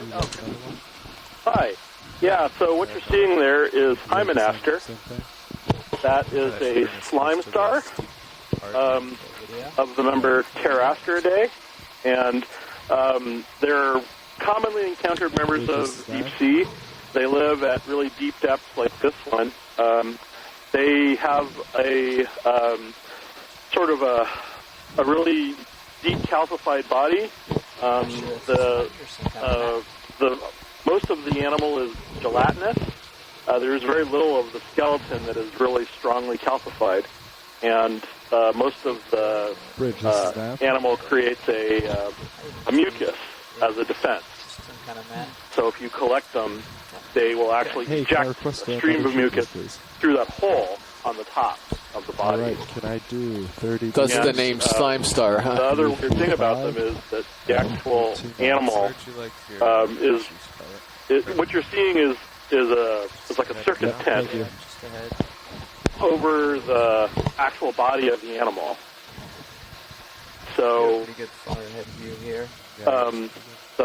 the actual animal is underneath, and then the circus tent acts as kind of a layer over the top, which is really unusual. So there's actually a cavity between this top layer and the layer below it. Pilots. Wow, that's pretty wild. Yeah, very cool. Hello? That's very wild. That's very cool. What you're seeing is actually... I'm sorry, what? We have a little bit of a delay, but no, Daniel and I were just commenting that that's very, very interesting. I was being a little more cooperative. Was touch and go there earlier on. So. Yeah, it's Thank you, and I'll talk to you again, I'm sure, in the next 3 weeks.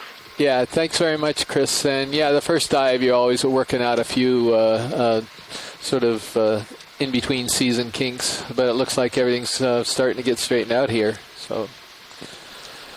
Sure. Well, it's fine. I'll talk to you a little later. Okay. Thank you. I'm definitely looking at an Antimastis there. Yeah, so that particular red coral was a mushroom coral, Antimastis, and next to it was a type of a demosponge called Postolastra, so we used to call it ribbon sponges. And right in front we have another one of this Regadrella sponges, which we can go ahead and skip because we got some really good imagery of it already.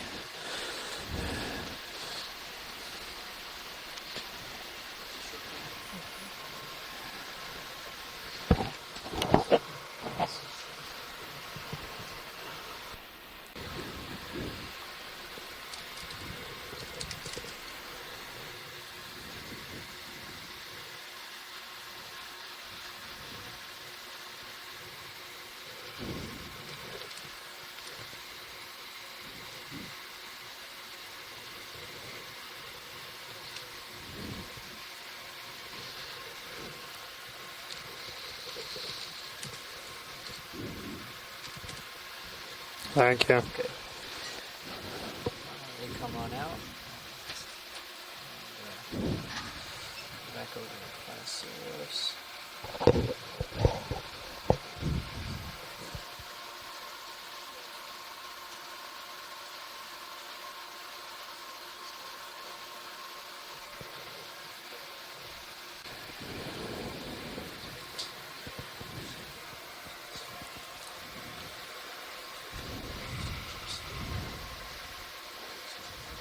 So this particular sponge we have here is in the genus Keoea. And let's go ahead and skip this since we do need to make some tracks and get up the slope. It's I'm just keeping up with Sirius as fast as we've got the ship going. Got you. I can move. So Okay. I'm keeping pretty much at the end of my tether and pushing as fast as I can. So got it. that's the only Thank reason you. I'm taking extra zooms. This isn't going to hold us up by any means. Oh, got it. Okay. Given that we have a cliff coming up, the bathy shows that there's a steepness, and our bathy has been off. We're moving at 0.3, which is a pretty good speed to come to a halt if we have a sudden cliff unexpectedly. Okay, good. So we're just trying to keep safety in mind, and once we make it to the cliff, we don't have to move the ship very fast to make a lot of ground.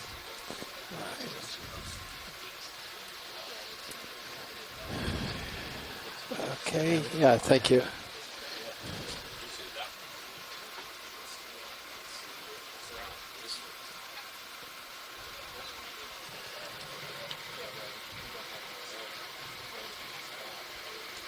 A brittle star. That was the ship right now. We just stopped. Do you want me to put in a So, ship move? Yeah, if we could just keep the ship moving, that would be awesome. You got it. Trying to make some ground. so the sponge here is Keoea, and it looks like it's Keoea, what we call Keoea near Oka erecta, some variety of that Keoea. And these are characterized by a very thin but a hard, brittle wall because some of their microstructures, the spicules, are fused together, and you can sort of see the very thin wall, the structure of it right there with the close-up. And this particular genus has a very irregular type of framework and that you're looking at right now, and that framework is referred to as a dictyonal framework, and it's just a whole bunch of these spicules that are all essentially glued together, and it forms a very hard structure. So that's a beautiful image of that. And then down below there, it looks like to me it's some kind of a barnacle, but I'm not really sure. Set down. And Diva Amon was asking the same question, I see. That kind of looks like one and kind of doesn't. So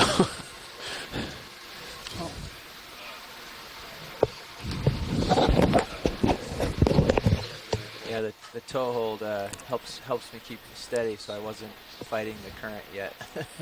Took off and the current took me off. So sorry about that. Tried to anticipate. yeah, that definitely looks like a sponge. Those look like spicules coming out of it. Oh, there we go. Okay, I can see this now, and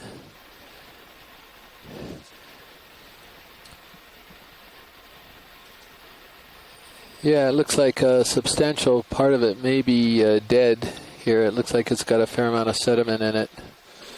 And so it could be actually part of just the stalk of a sponge here. And you're just seeing the remnants maybe of one of these big pheronematids. It's not really clear. Rhinoid possibly coming out. So my best guess on this would be a hymenodiscus, and I'm hoping to grab Chris Maw's attention again to weigh in on this. Looks like he's got some damage to some of his arms, a fair number of his arms that are growing Chris, back. it would be very helpful to have the laser beams on now and always in all the images so we can see the size of things. Okay. Pilot, is it possible to turn the laser beams on after you take this shot? The lasers are on. Thank you. As we track the zoom out, you'll see that. Okay. Yeah, Mike, we're going to go ahead and try that. Try to do that.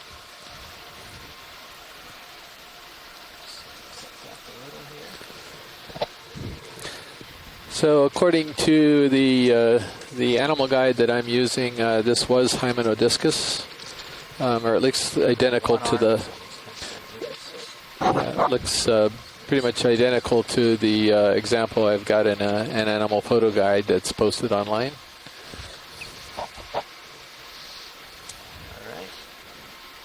Thanks.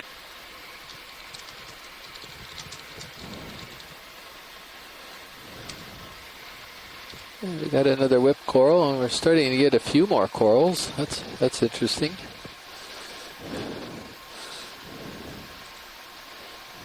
You know if there's anything you want to stop and take a longer look at? Sure. That coral, just from a long shot, is we don't. Yeah, we could. Yeah, we could take a snap look. It's probably one of two things, I think. Right. So this looks to me like it's going to be a primnoid in the family Primnoidae, and it's either going to be something we call Calyptrophora, Narella macrocalyx, or something else. Let's see. Again, somebody else out there might have an opinion. This bridge.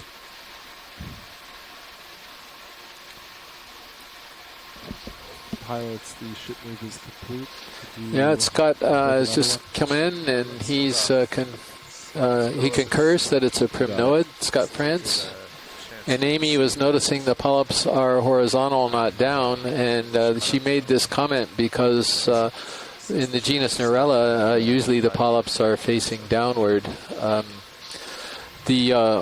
The ones that are horizontal are typically Candidella is one of the ones that have horizontal polyps. And it does not look like any Candidella that I know right now, but I would agree they're completely horizontal.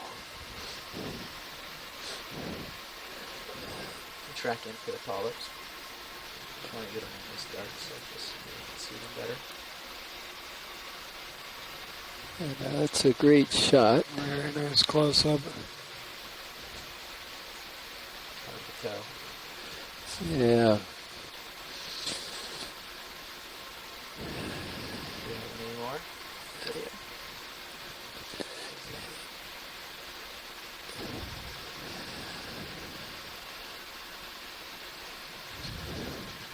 Do we have interest to get closer? Watch it. Have to pick up and get a little closer and inch the vehicle in. No, I think that's close enough right there. I think the three of us are a little stumped by just the branching pattern coupled with the polyps. Okay. So, yeah, we'll go ahead and move on. All right. Okay, when you're ready.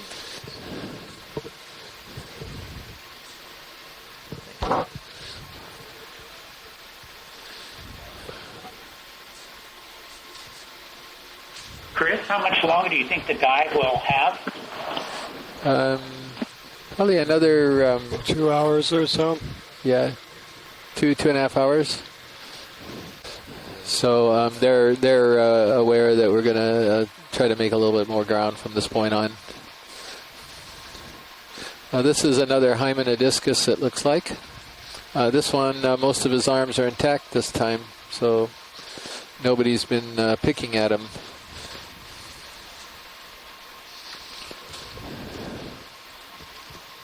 So these Hymenodiscus are pretty interesting in that they do a little bit different thing than a lot of sea stars, and Chris may correct me if I give you misinformation here, but they like to hold their arms up and do a bit of filter feeding to acquire some of their food. And a lot of sea stars will actually have their arms down on the ground, and they're grabbing stuff right off of the ground via their tube feet. but these guys are a little bit different. And there's several different species out here that actually use this mode of feeding. So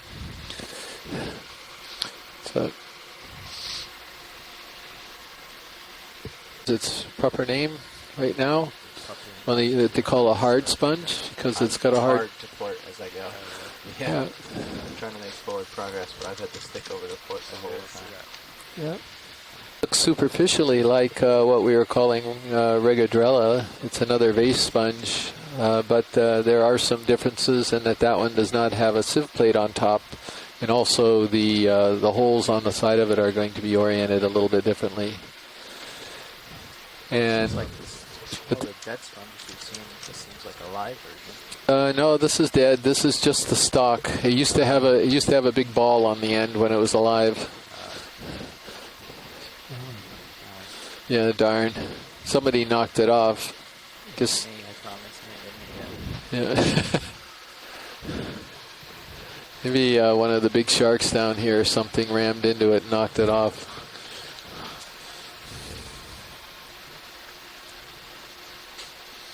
See the coral amongst the rocks there and this huge fish. Yes, so that actually looks like a Metallogorgia. It's in the family Chrysogorgidae, and it looks like a young one that's got multiple branching plumes on it. Oh yeah, I see the fish. So this is another synaptobranchid eel, a cutlass eel. And I think this would be worth getting a close-up of, because this has got it's got a very unusual coloration on it. Yeah, it's pretty strange. Start in, I'll get it in. Yep, I'll put that in.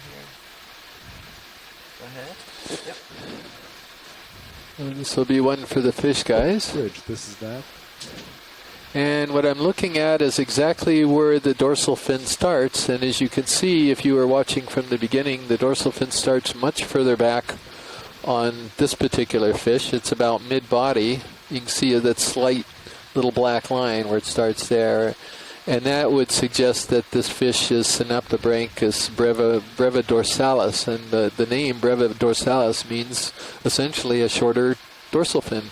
Bridge, this is that. So it's very, very good to actually get this close-up and allows us to get a little more accurate identification on the animal. The coloration is clearly unusual, but we don't see these that often, so we really don't know very much about their normal coloration. Hi, can I get a ship move of 30 meters at 335 at 0.3 knots? And Thanks. Astrid concurs with your ID here. Pilots put in a ship move of 30 meters at 335 at 0.3 knots. Yeah.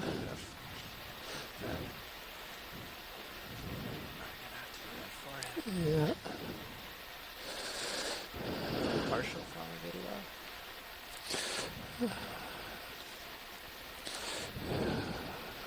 Bear with me for a second. I'm just going to try to get around it here. Of course, now he's going the other way. Don't think he wants me to get a profile view. He's shy, I guess. Although he's a voracious predator. Many hundreds to thousands of little bear trap-like structures called pedicularia. And these capture little crustaceans and other food as the current brings them by. And so it's a combination of all of these structures that make identification for Brisingid very complicated. So there are maybe 3, 4, 5, 6, 7 different species of Brisingids in the Hawaiian region. It's not entirely clear, and I just described a new one from Hawaii that was just in publication this week. So we'll see more of them, and I'll look at the pictures and the video, and we'll see how it goes. But great to see 2 sea stars today on the first day, and we'll see more. I was just reading that there are some 55 species in the Hawaiian area in the deep sea. So looking forward to the next one. Thanks again, Chris. Great. Well, thanks very much, Chris. And Yeah, this. I think he just signed off, but yeah, Chris is the man who knows the sea stars, so it was really great to have him weigh in on that.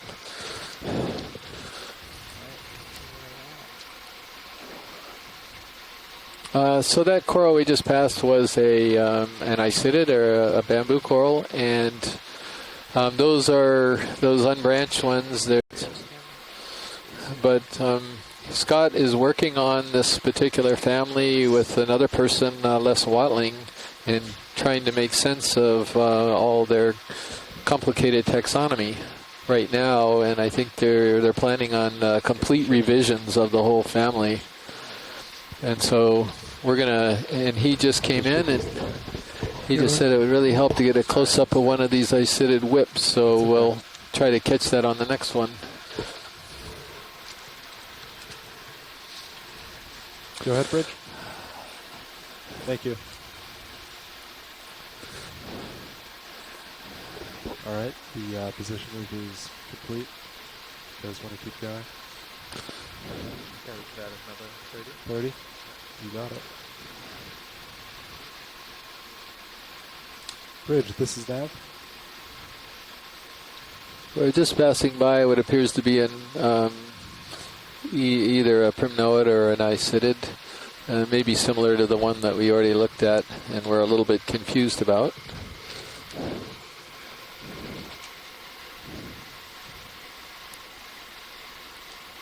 Bridge, this is Nav.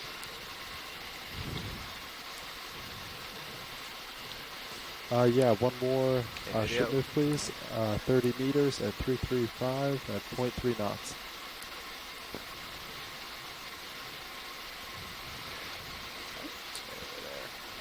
Yep, thank you.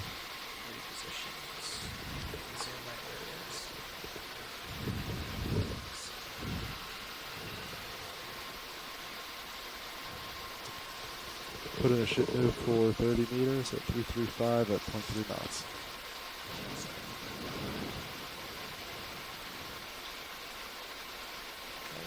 Got some if you want it. Hi, Chris. It's Scott France calling in. If there's still time to talk about those isidid whips.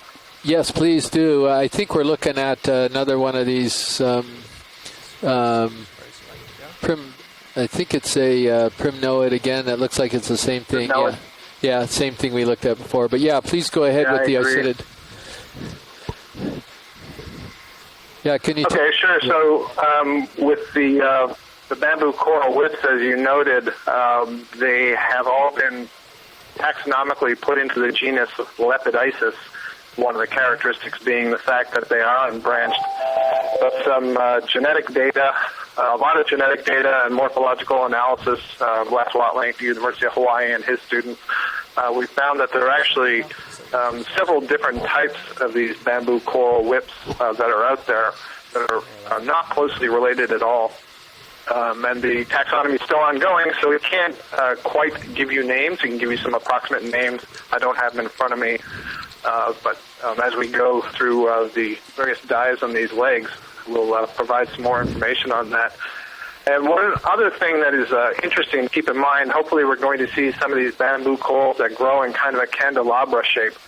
And it's interesting to note that they will grow as a whip for some time and then later put out branches right at the top.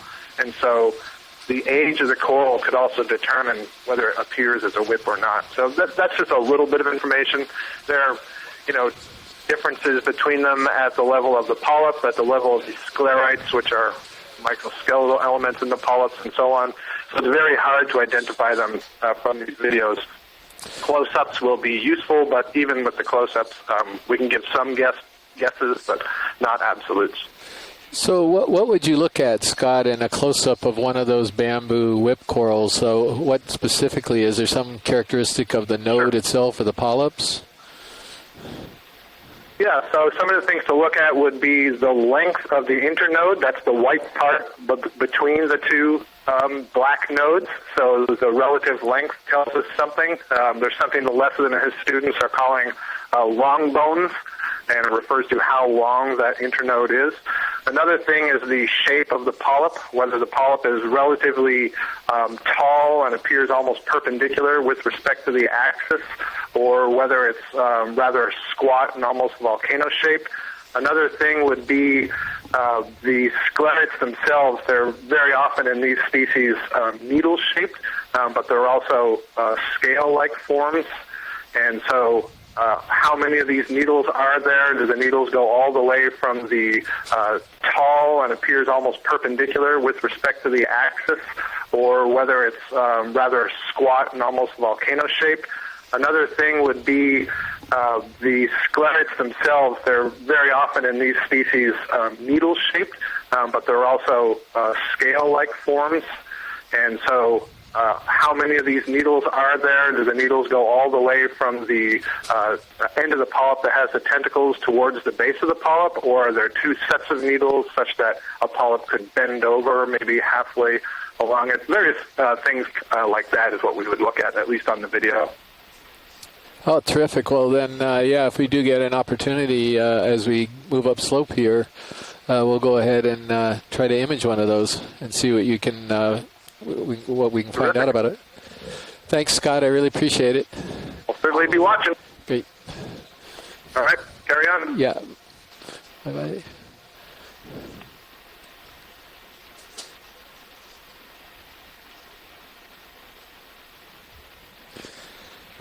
It looks like we've got some more pillow formations.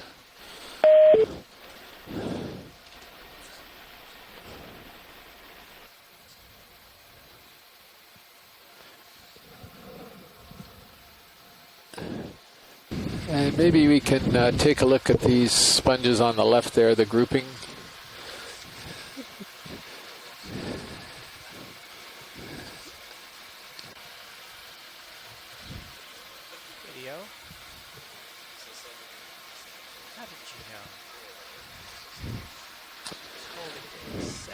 So all of the sponges that are being shown right now on screen are going to be in the family Pheronematidae.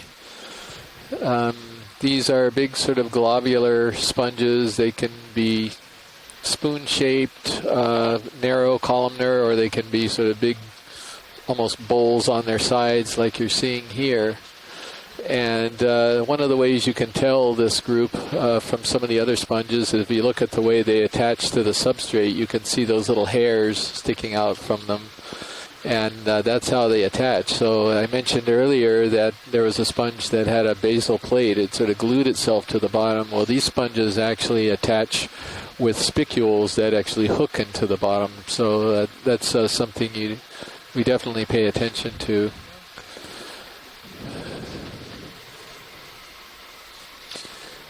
So when I asked them to look in at this, I was trying to see whether or not it had a well-defined peduncle, which it does not now that I can see it more closely. And if it had the peduncle, it could have been a new record for Hawaii, but it doesn't, unfortunately. And so it's not the species I thought it could be. It's something that is fairly well known. I think even though it's an undescribed species at the moment, we call it Poliopogon species B. Right now we are moving at 3.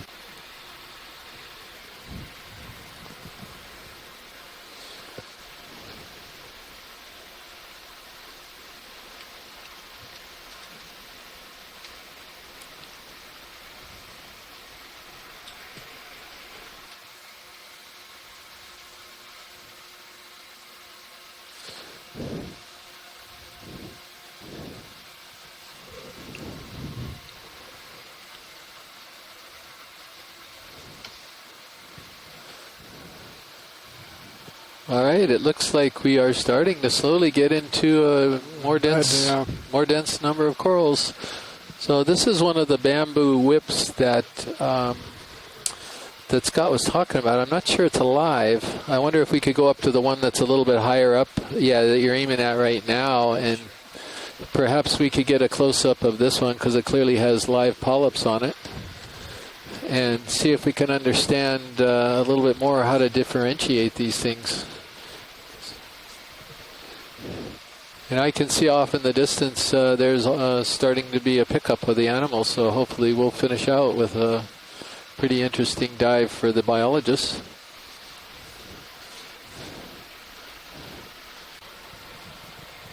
That was a pretty good thump there. Okay, zoom please.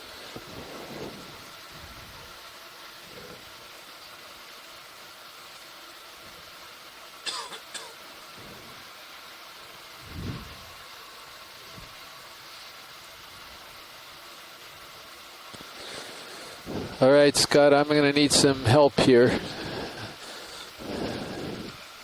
So I see the node. It's clearly a bamboo coral. And now what are we looking at here to try to identify it a little bit further? Yeah, the current, that's correct. The current is coming from the west and pushing the ROV to the east. It's been doing that all day.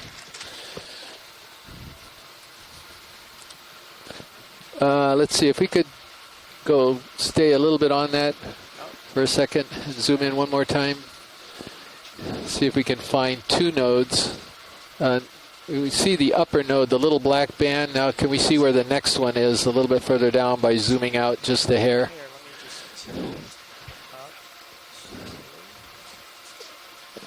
Still don't see it. I wonder if this is one of Les's long bone ones. There's the second node right there in between those two polyps, I think. Yeah, and Scott, actually, I just looked over at the chat room, and he also thinks it could be the long bone. So that's interesting. Scott, would that, aside from the long bones, would that place it in any particular genus that you're aware of?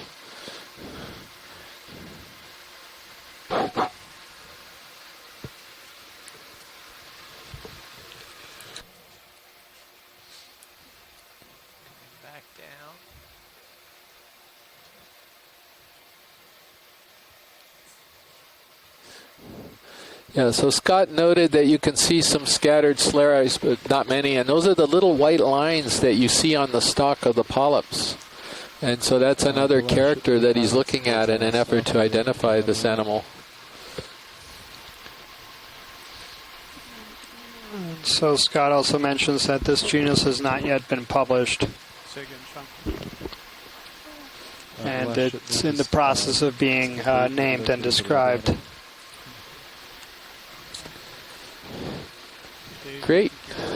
Thank you, Scott. Yeah, thank you, Scott. That's very helpful. And thank you for the video team for the beautiful video that allowed us to get a little better idea on this thing. And there's what Amy was talking about, the two bands right there at the base. Okay, video, you can come wide slow. We're not going to stay here longer than the next ship moves slowly. I believe, Chris, the intention is to keep it moving up the hill here. Okay, how does 30 meters at 3-3? Bridge, this is Nav. Hi, can I get a ship move of 30 meters at 335 at 0.3 knots?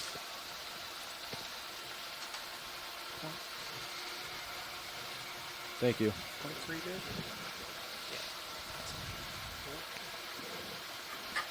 It's just that the ship's accelerating and decelerating and accelerating and decelerating.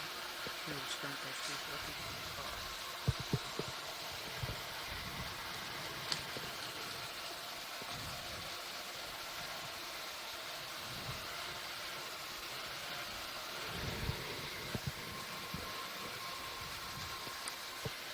Set point's way over to the east. It's going on. It's probably tethered. Thanks, Bridge. Keep turning to the left, yeah. Get over this way here. What is that? That's just lava. Oh, there's a nice pillow formation, a couple of them laying across the bottom. That really does look like somebody squirted that out of a tube of toothpaste. So we've got a... Chris, are any of these... What was that, Mike? sorry. Is there anywhere you think you can get sample out of these rocks? These look to be in place, unlike the previous sample that was collected. We can certainly ask. So Mike wants to cash in a second rock dollar, and if you see, he's looking at these rocks and sees some that he thinks are in place here, and so I don't know if that's possible. But if you can keep your eye out and see if you can see something that might be grabbable, that would be great. And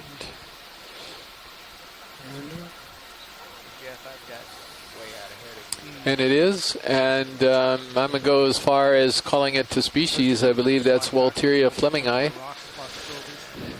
And it's not common and it's not uncommon. I always get a thrill seeing these things because they're beautiful sponges. And oftentimes they'll have a very, very small osculum on the top, or an opening on the top. And as they grow, little shrimp and brittle stars can actually get trapped inside. The inside of them is hollow, and they spend the rest of their lives trapped inside the sponge. But I guess they like it okay because it happens all the time. So the sponge probably confers a measure of protection to the animals that are inside, and yet they can still filter and pick things out of the water column because there's enough holes in the sponge to allow the water to flow through it.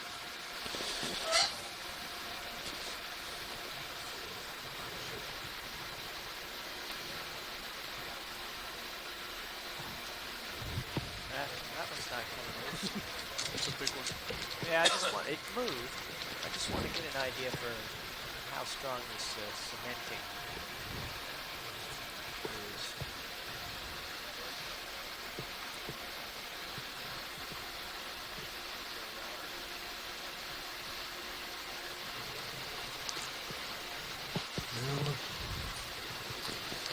Thanks, Bridge.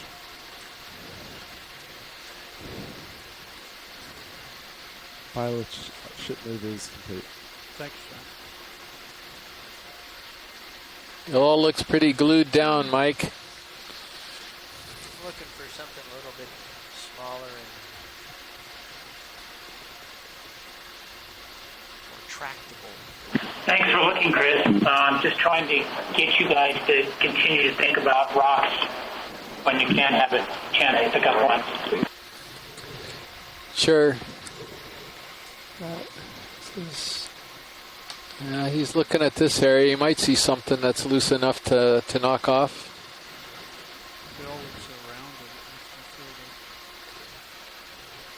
And as he's coming down, we've got us in here. We're right in between waypoint 1 and waypoint 2, and so we're getting fairly similar terrain. A lot of this sort of cemented rubble here intermixed with some pillows, and so it was just gonna stop here and see if we can grab something. We're gonna try to wiggle a few of these probably and see if they're free enough to grab.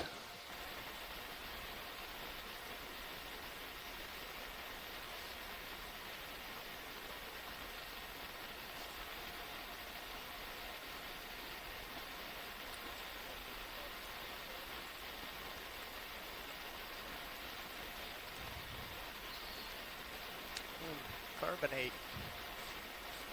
The white.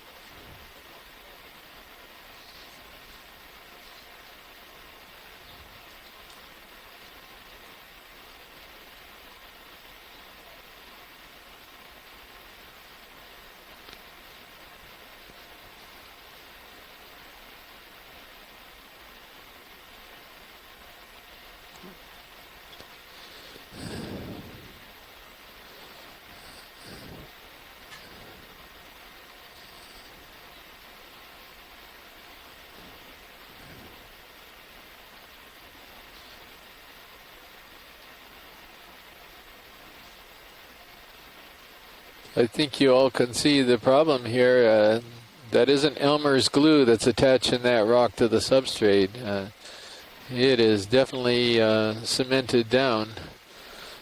It's pretty amazing. It's looks like it's just the base of the rock that's cemented, but it is really stuck there. So all of these that look so loose, they really aren't.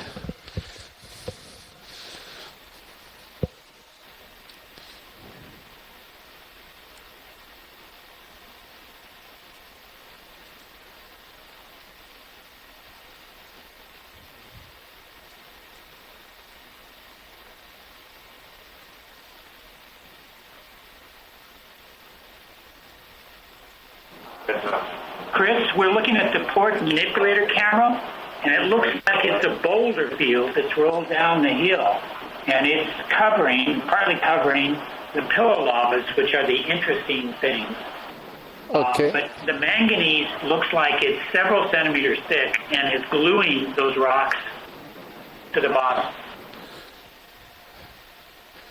Yeah, so would you prefer he go ahead and stop trying to grab this rock? It may give him experience in trying to deal with manganese, but it's not a desirable sample. Yeah. I saw a lot of white stuff come off. Thought it might be carbon. Trying to spray. Yeah, go ahead. I think we might have passed it already, but we will. Yeah, that was a while ago. Yeah. Chris, we were just talking about using the other arm, the Titan arm, for trying to dislodge some of these more glued samples. Is that a possibility? Yeah, it's possible. I think, Mike, maybe we'll hold off for a bit and just try to make a little more ground here. But if we can keep on the lookout, I have a feeling that this pillow lava and this field is going to continue, just looking at the terrain. And maybe we can just get up a little bit further and try again. Bridge, this is Nav. Sounds good, Chris. Thanks. Okay.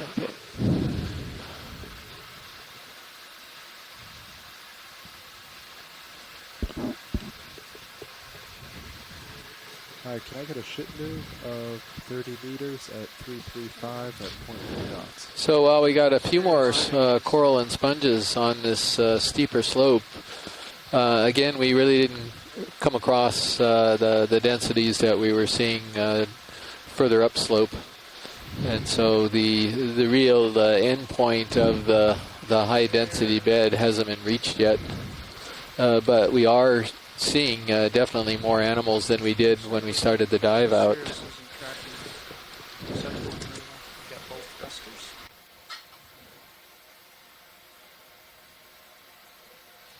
So we're looking at some dead coral stalks again. And these are most likely Feria, Feria oca. You can tell by the remnants of knobs and some other parts. Some of them look hollow too in the interior, but it could be something else. It's hard to tell what some of these dead stalks actually belonged to when they were alive.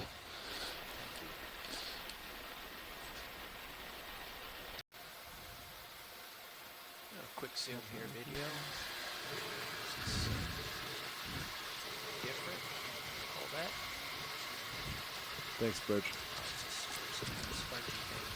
About 2/3 of the way down the first maybe.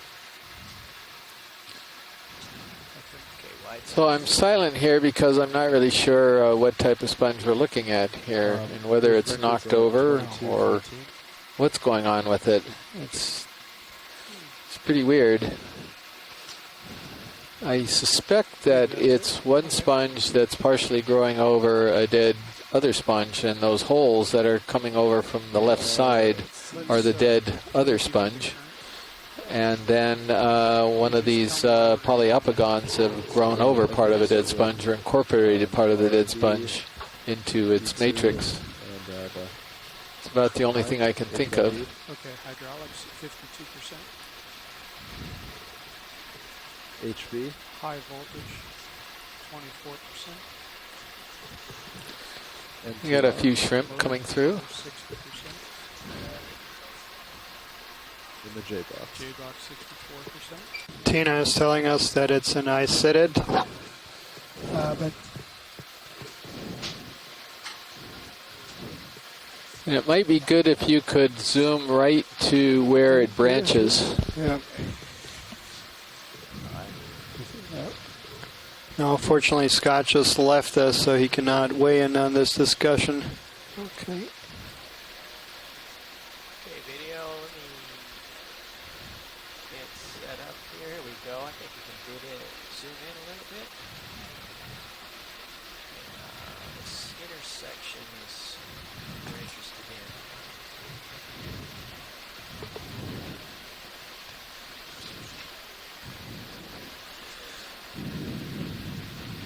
A little more zoom. Got it.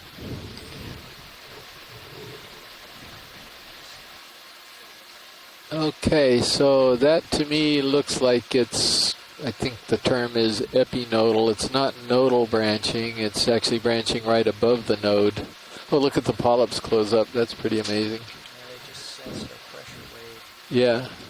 No, that was interesting. It was beautiful video. So anyway, that should be informative exactly where it's branching. And then if we could zoom out so we could see the distance between the nodes.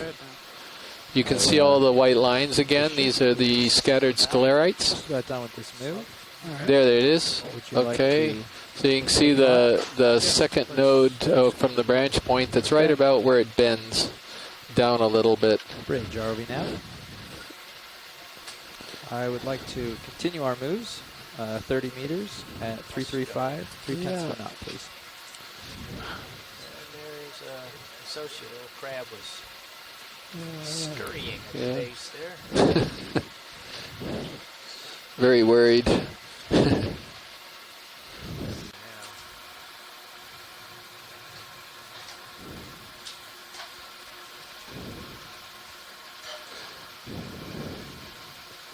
We've got some fairly large sponges further upslope, I think, in the distance that they could be quite interesting to look at.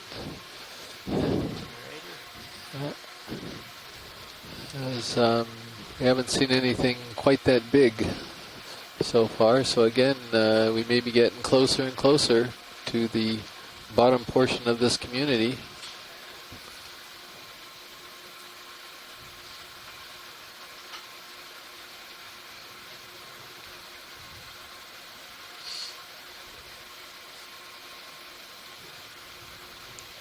Just going to do a little pirouette passing here. I can't linger unless it's of prime interest.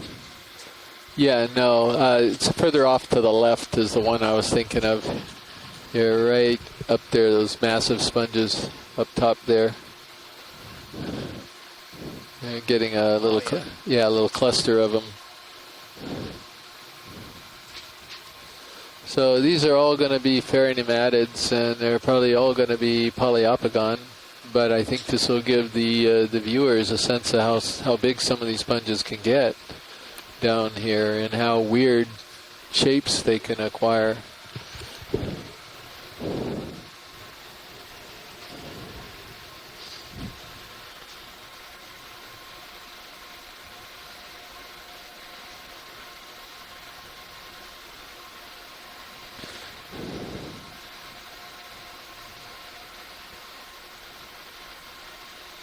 I've gotten off to the side here. I have to get back on track. But, okay, that was, that was a good one. Thank you.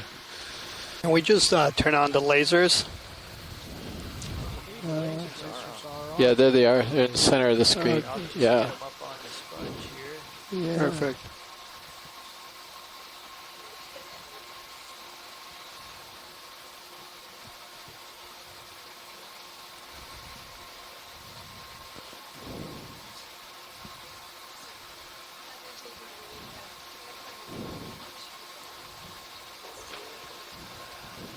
Then maybe we could take a look at that smaller vase-type sponge above the massive one if we aren't too far off track. Interesting little whip down there too. I think it's down to the left of the massive sponge. And maybe my eyes are deceiving me, but it looked like it had a copper color to the end of the stalk. Where was that again? I think it's the one straight ahead. Yeah, another one of these massive eels just come in. Yeah.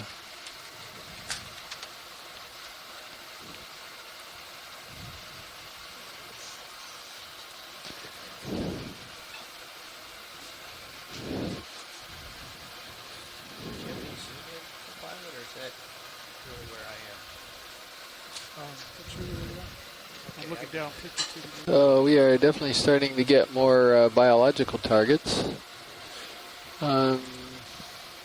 Maybe we could take a look at this larger one. This is one of the ones I think that Scott was talking about.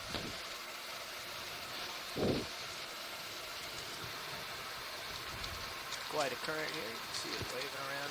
Yeah.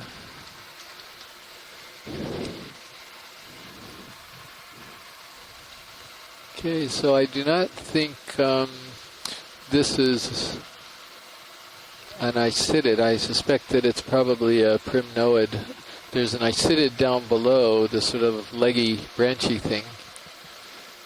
And then up above it, the candelabra sort of coral, I think, is a different family.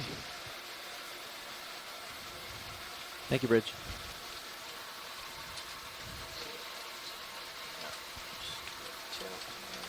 Okay, go ahead, Rio. Yes, so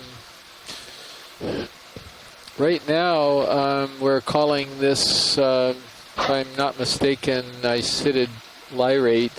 It also could be a type of isidella. So it is an icidid. I was mistaken. It is not a primnoid.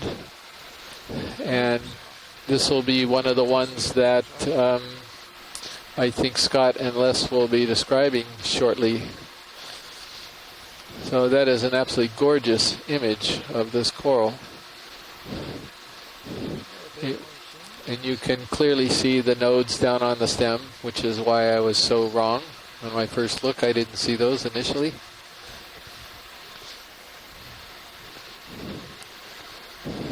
And Tina's just weighing in here with a genus of Isidella.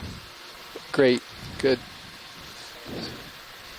Yeah, beautiful shot of the nodes. Yeah, beautiful.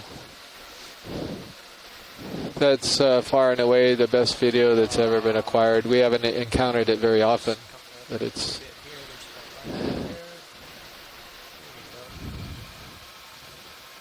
That's... Yeah, you could turn your port lower swing arm. So that's quite thin. Yeah. You can see the dilemma when we really get into the dense field. It's going to massive number of targets. Yeah, that is. Go here real soon. Yeah.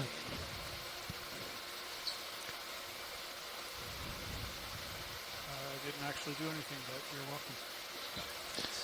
It's just swinging around the breeze. I'll come right Yeah. up a bit. Interesting thing is I'm not seeing any of those little white sclerites that Scott had pointed out in this particular species. Okay, come wide video. We gotta go. Just so you guys know, I've let the ship settle. For this Very shot. nice, beautiful, So I haven't beautiful dialed work. in another move. But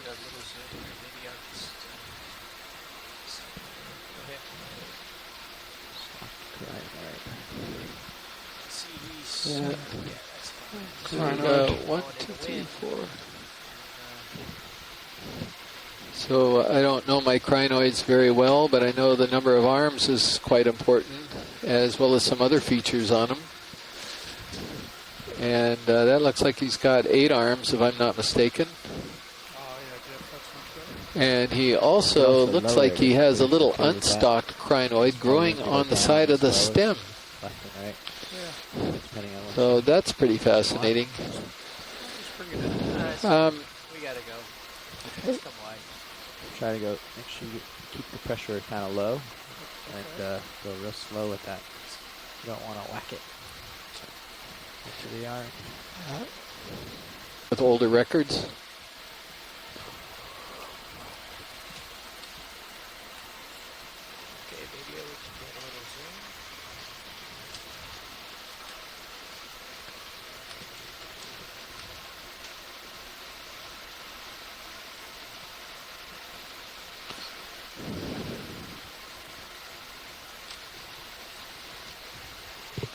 And we're going to be looking for nodes.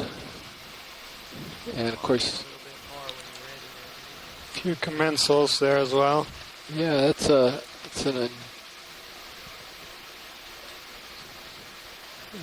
very different colored crab there. He looks like he's got blue arms.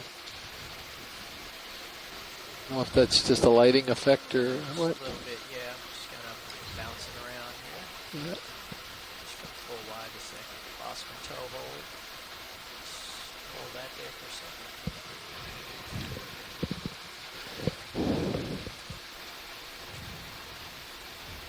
Thank you, Bridge.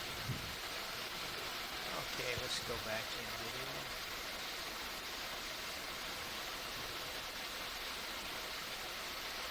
Light there. There's some good light right there. Yeah, look at that guy. He's hanging on for dear life. He is. He's figured it out. He's completely upside down, but he's hanging on. Yeah, I'm having to hold on pretty tight myself here. I'm trying to see the distance between the nodes. I saw two of them.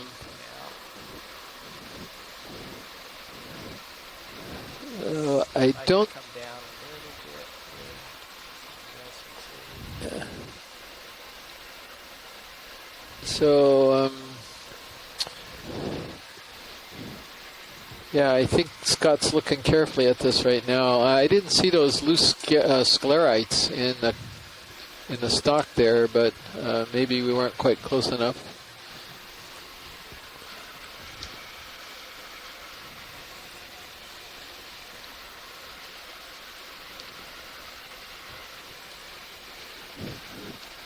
So Scott said it does have very sparse sclerites like the last one, so it's potentially the same thing.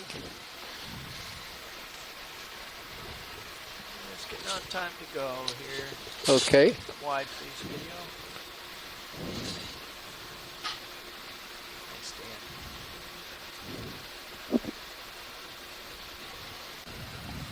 So what you did with the lights is put a little bit of flare. Did that come from the port swinger? I was trying to get rid of that.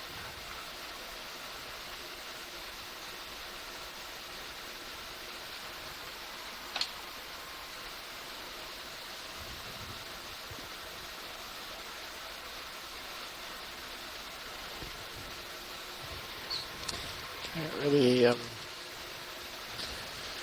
couldn't really see what that sponge was, a vase sponge. Yeah. Probably another regadrella, but it could have been something else. Where did you see it? Moving it to the left.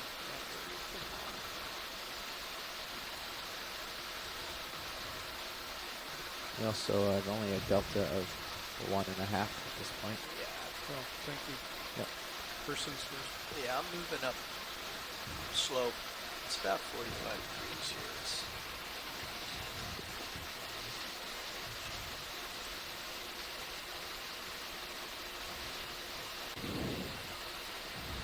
So if you'd like to take a close-up of one of those bushy ones just to characterize it for the site, that would be great. They're those leggy, spidery ones. We used to call this icidid spider for a while, just from its shape.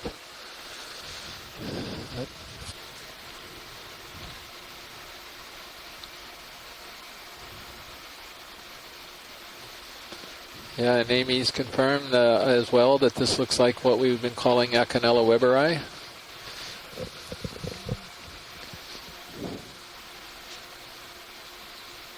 Take a little zoom here. Yeah.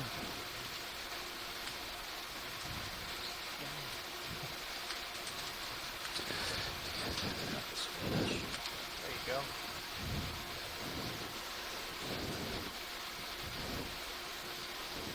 So you can see one of the characteristics of this species is that it is a lot of the branches are coming out of one place very near the base, and that's what gives it this sort of bushy shape. They're coming out in all directions. There you can see it very clearly. And I think it's coming out of the node. It appears to be, although not all of the branches. The upper ones look like they're slightly above the node.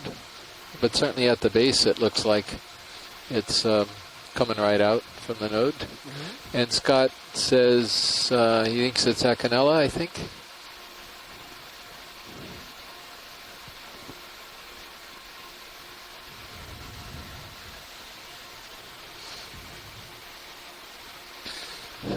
Scott, do you anticipate a new name for this one? I think you probably have looked at some of these that Amy collected with Les.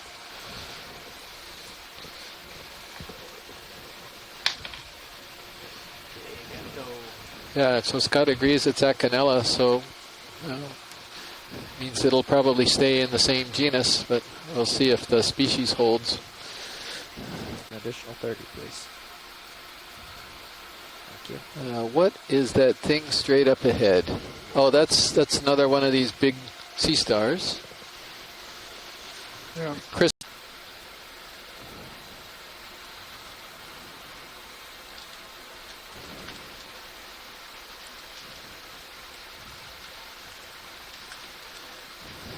This has a little bit different color. I don't know if some of you have noticed. This has got a little bit more red to it. I don't know if that's going to matter to Chris, but the Brasinga tend to be a little bit redder, at least the ones we normally see out here in Hawaii. And if you remember, the previous one was much wider. That's a pretty superficial character. And that's an incredible shot right there. It's beautiful.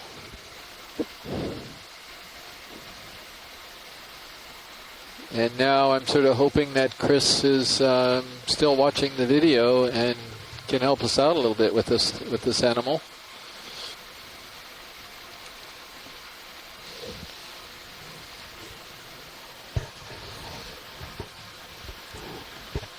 Yeah, unfortunately, it looks like Chris is not on the chat room. He'll give him a moment. He comes in a little bit later on. He's gotta go, though. Sure. Gotta go right now. Well, that's spectacular. That should give him everything he needs if he can see it from that angle.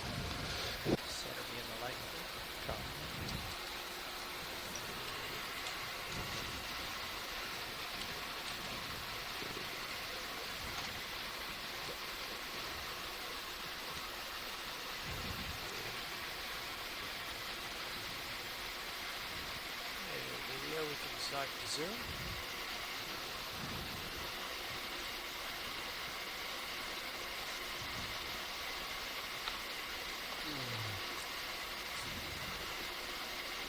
So this one is, yeah. Not real sure about this one. It looks like it's another Regadrella, but one way you can tell Regadrella away from, or the difference between Regadrella and Dictyolis is the orientation of the holes on the side, and that was a little bit confusing there. So it's going to be sponge for now, I think. But it's going to be one of the two, and I think I'm leaning more toward Regadrella, something that we've already seen so far today.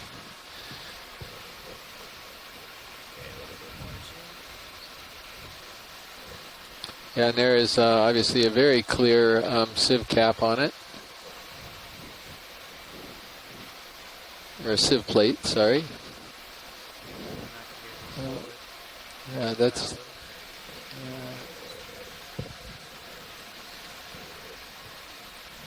beautiful. Yeah, beautiful.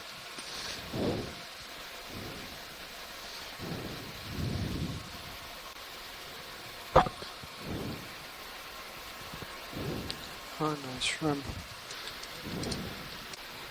You know, that's a big sponge. You can't, I'm going to have to swoop on by. Keep moving, but, okay. I let the ship settle with that cliff close by, and you're taking a zoom, so you have more time than you think. You'd like to have a look. serious views. Up close and personal, yeah.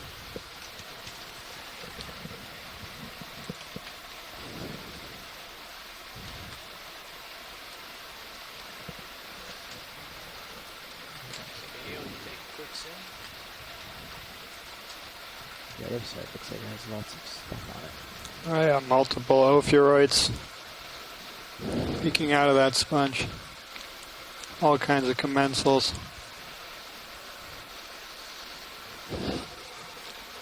All right, so the best guess on this guy is we're looking at the a very old and partially broken Keoea erecta. We found out that these sponges that looked initially like they were just a columnar type of sponge, when they get very old, they tend to sort of flare out. And that's one possibility, and there could be others, but I'm actually not certain at all what this is. That would be my best guess.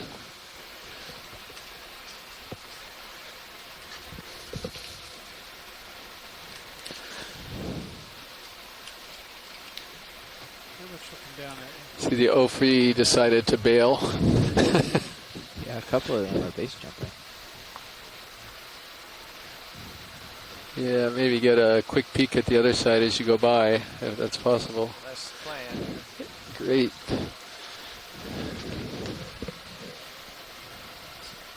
Whole bowl of brittle star.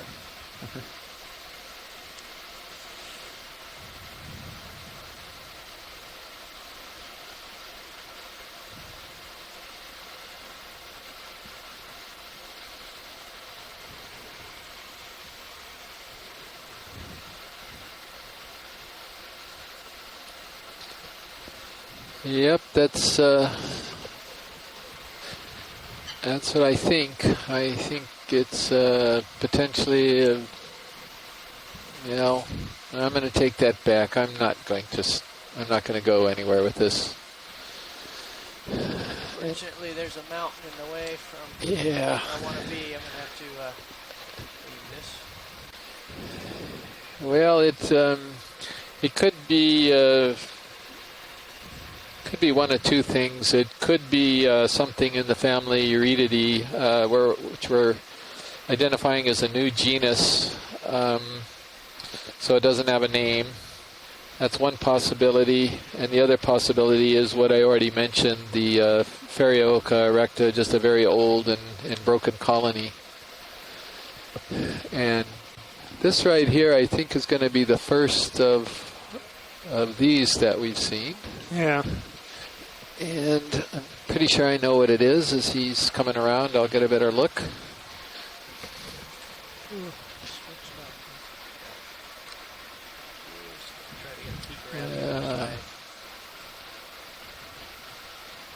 Up current side.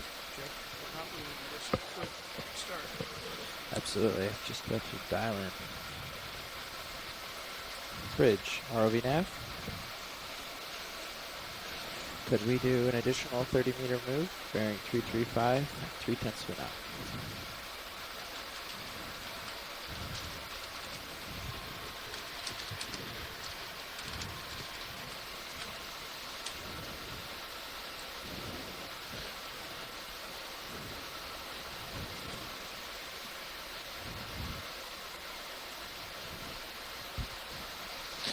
Okay.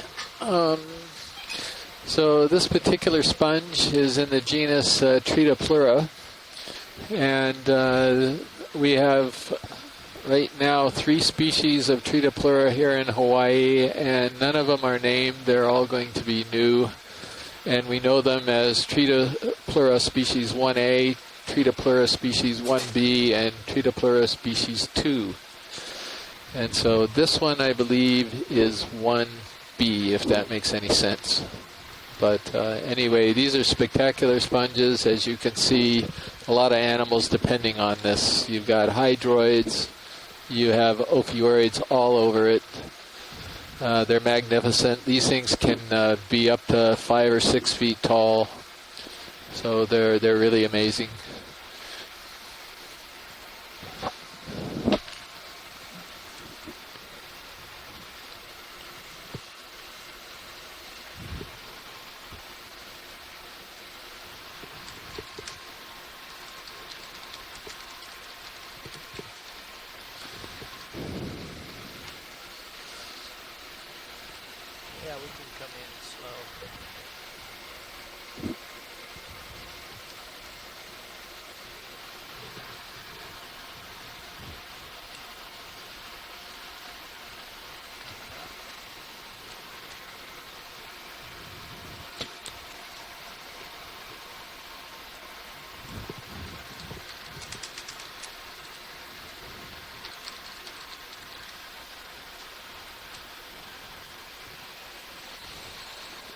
So we have a request to have the lasers back once you got your money shot here. And Diva Moan is asking whether they're hydroids, and that would be my guess. I don't know if Scott or Amy or somebody else has a better idea what those could be. Yeah, they look like hydroids to me.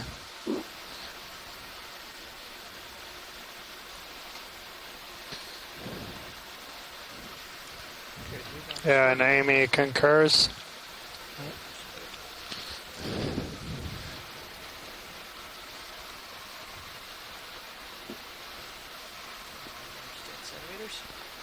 Oh. Okay. So we're still looking for that one really crazy new species here. It's never been collected. It's out there, I'm sure. And we're getting into much better and better hunting grounds as we go up slope.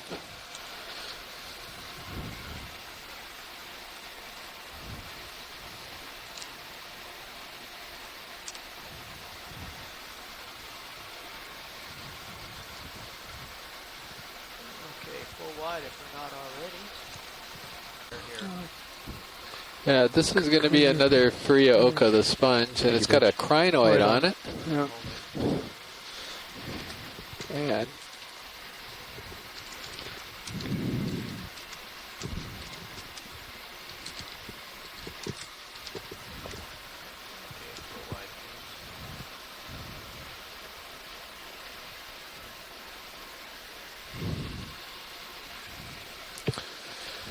so that particular crinoid, I believe, is a Glyptometra. And Michael has weighed in. He's not going to let the biologists overwhelm the geologists here. He's bringing us back and pointing out that we've got some young pillow lavas, so we are still looking for possible rock to sample as well as a biological sample.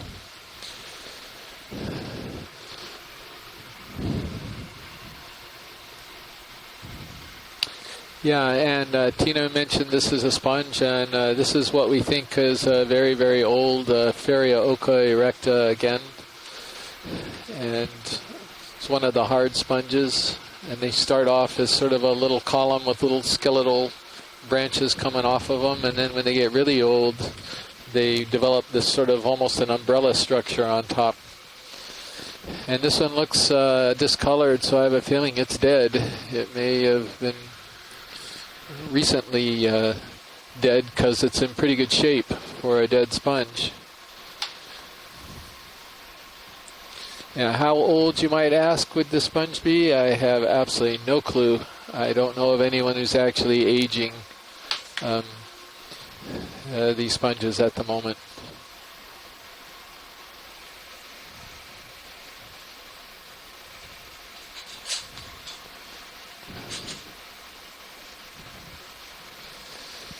Bridge, ROV nav.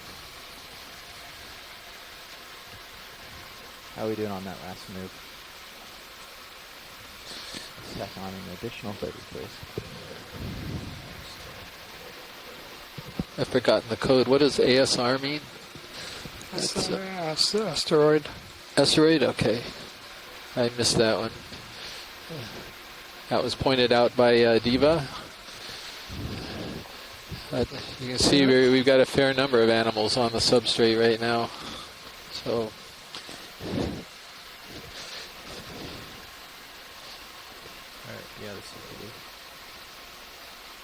we are currently at 1879. If we could take a look at that coral fan that's on the ground to the right of the sponge. That's another one of those old. I think that's something a little different. I'm not absolutely positive.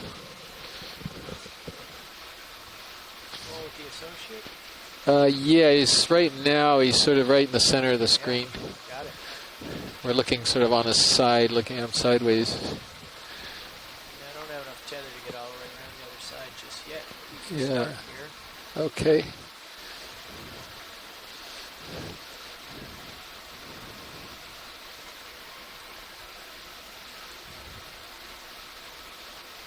Start to come in, maybe now.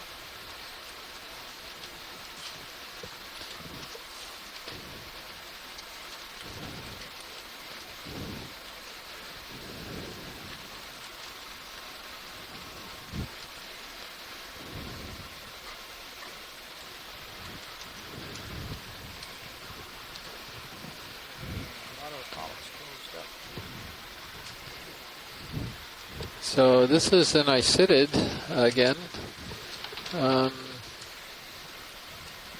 Can't really tell which one it is. And then there's something on the ground next to it, which is pretty interesting. I guess it's a crinoid, I guess. Yeah, it is a crinoid. I don't know if uroid on the icidid. Yeah. You can see how large the polyps are in relation to the branches. They're huge polyps on really skinny branches. And Scott mentioned that you're looking at the retracted polyps right now. So probably a little bit of water current from the thrusters probably caused them to retract. There was one branch with polyps just below there. Yeah, it's open. Yeah. Open polyps there. Yeah, oh yeah, they got one branch that's got them open. Stand by. So Astrid was asking how fast the current is here. And I think we had an estimate earlier on. That was very early in the dive. We had an estimate of half a knot from west to east. It looks like it has subsided a little bit. It's flattening out and nothing in sonar. But the direction has remained constant. Yeah, it's less. It's up to you guys, though.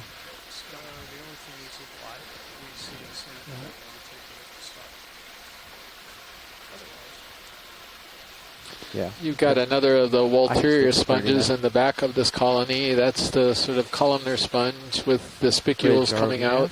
I don't think they're actually called spicules. They're called something else, but the structure's coming out. And if you'll notice, there's a yellow icidid that's up in the upper right, and that is going to be a new species that's going to be described by Les and Scott shortly. They were not... this is the first time I've seen one of these on this particular site, but I've only dove the site once, so no big deal there. But I think it's going to be the same yellow icidid that was collected off of Twin Banks. Scott says he's making it let's see. Nominal icidella. But is he talking about the other one or this yellow one? He might have been talking about the other one.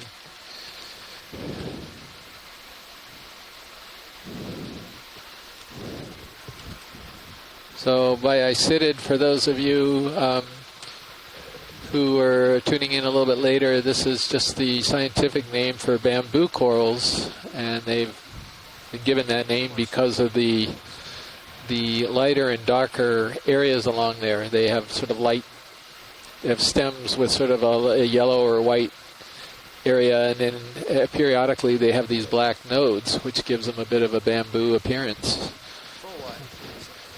And so it's a very, very distinctive feature of this family. Something new every day from watching these things. And similar to the last I'm kind of curious, because I think there's at least two of these now I've seen with these.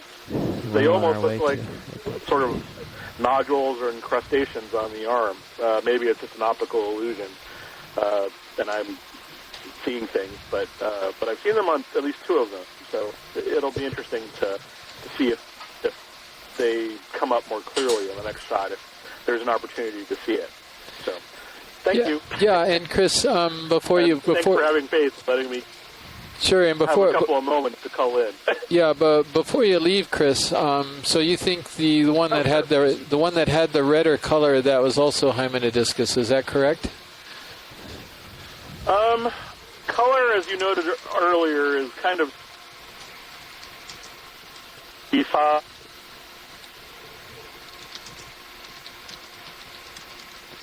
I think I lost you, Chris. You still there? Oh, sorry.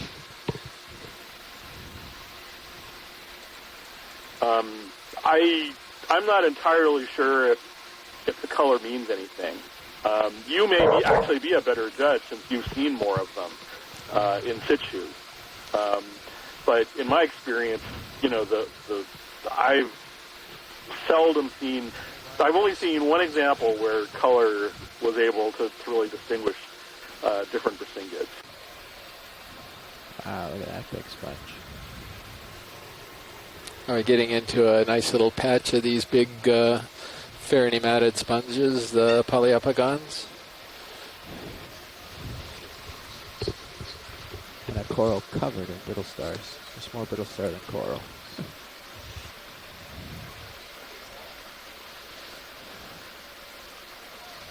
And we got sort of an interesting little double vase regadrella. The regadrella sponges can form clumps. We've seen this in shallower water, so this isn't anything particularly unusual. Okay, I've let the ship settle. Sheriff is still swinging. So these particular sponges, the four right on the left-hand side, are something that we're calling Polyepigon species B. It's as far as we've got. We know it's a new species, we just don't know what to name it yet. We need to do some work on it.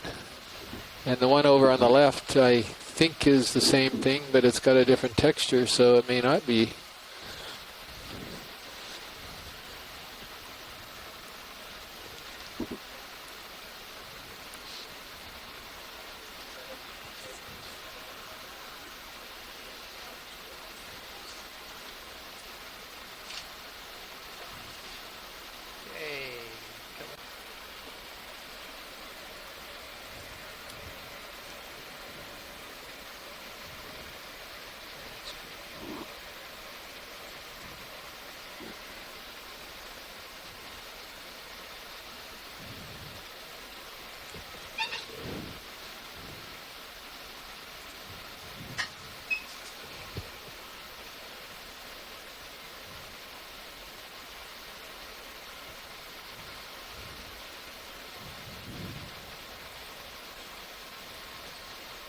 Anything in there that might be a collectible? That looks like a broken lava tube there. Perhaps there's a piece from the... Yeah, I don't know if anything of there is loose, but it's probably part of that tube that's laying there on the bottom. Brown rock. Oh, that's a sponge. Yeah.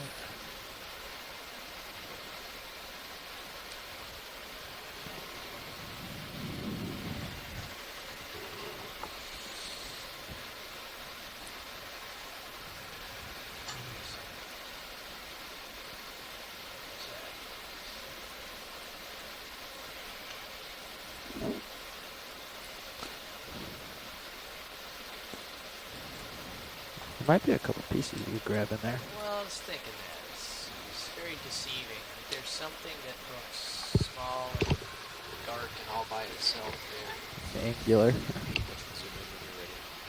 Not necessary. I'm just going to get right down here and park myself. Excellent. We're getting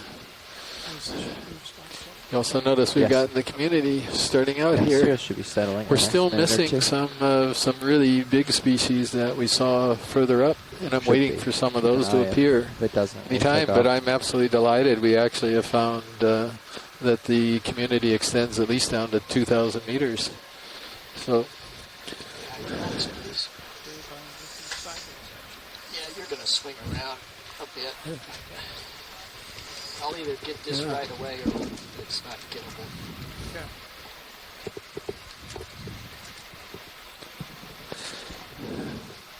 All right, Mike, I don't know if you're following the pilot communications, but he's going to have a go. He's going to try to get one of these rocks for you, and we'll see what happens.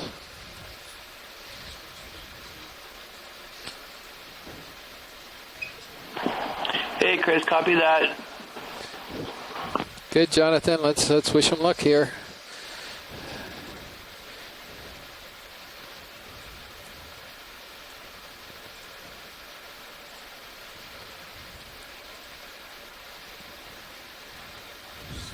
What's your, oh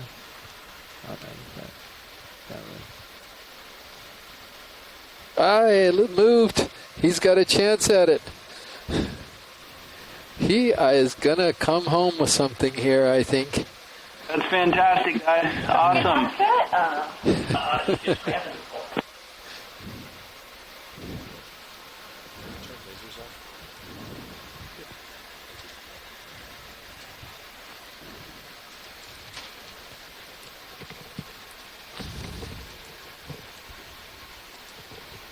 Nice.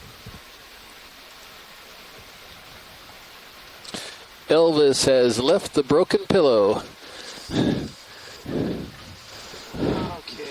we need to check the light here. I think it's... And this will be going to starboard forward box.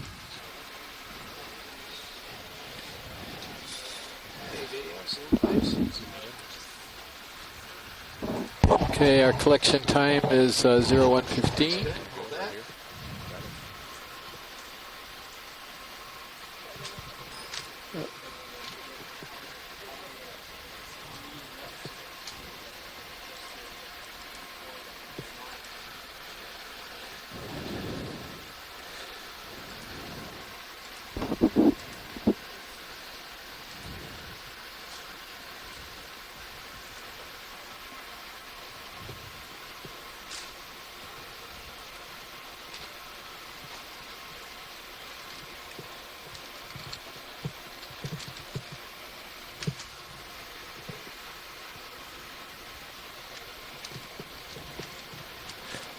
We're going to give this a medium-sized category, right?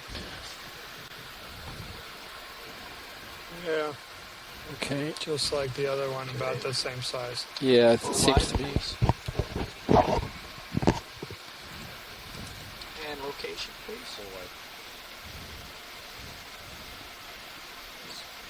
Where does it go? Size? Yeah, so we Can it go with the other rock, or should it go? no, it should put it in the starboard box here. yeah. Let's not put it in the with the other rock. We could get them confused. So it can go on one of the retractable boxes or the other rock box.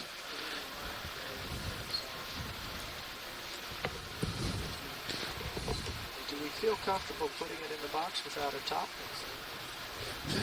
Let's open the door. Let's be sure. Yeah. Okay. Thank you. Well, actually, you know what? You're getting ready to pull me off here, so let me just...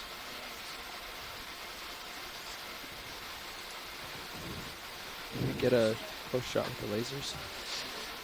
I don't know if we did get lasers or not. Did we do that? Yeah, I think. Well, I'm not sure we need lasers Yeah, on no, it. we can measure them on board. Okay. Right. Sorry, part of the SOP I was handed was lasers on it. I'm going to have to... full wide, please, video? Full wide? We are full wide. Okay, I'm going to have to reposition before I put this away.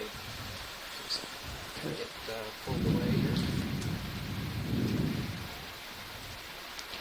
Oh, and actually, Michael is just telling us that this rock is very distinct, so it's okay to add it to the same bin.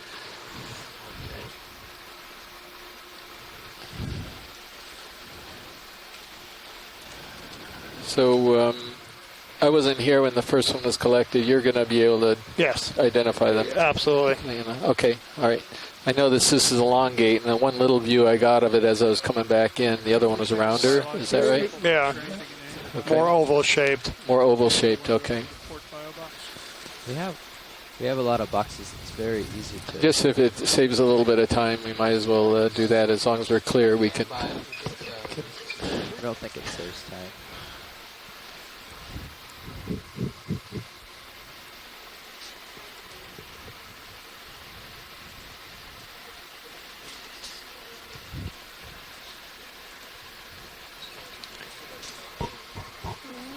And Chris, I can read information to you whenever you're ready. Okay, just a moment. I'm putting in the data contact info. All right, I'm ready for latitude. Latitude 22.22818.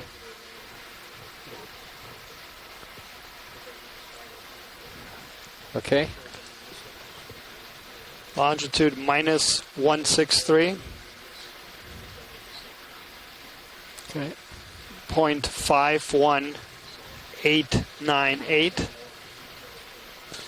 Let's see, 51898, right? Okay, point. Okay, and what's our depth? 1,836. Okay. And our temperature? 2.14.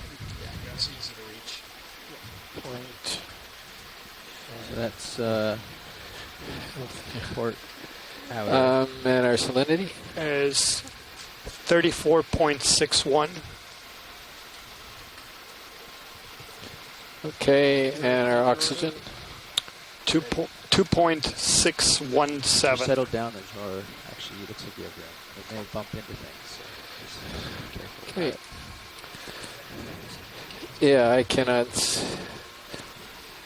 You got a little light that you could. Oh, you know what? I've got a headlamp in my. I brought it along. So, yeah, nothing like a unlit keyboard, I think. Yeah.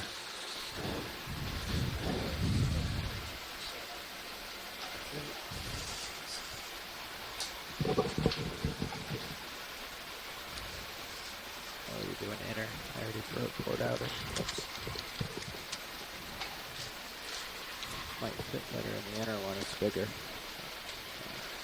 Yeah. Yeah, we need to recalibrate those sensors, I believe.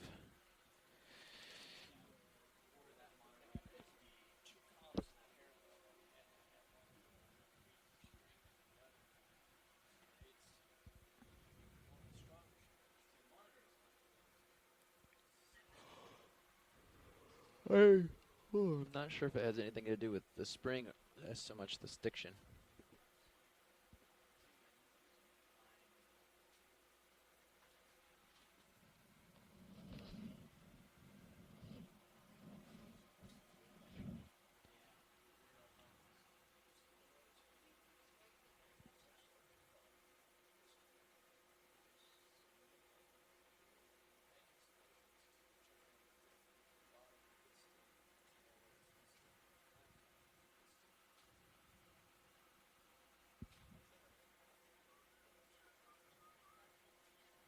Yeah. It's a matter of whether you start bulging the bottom of the bellows and pushing it past the point of.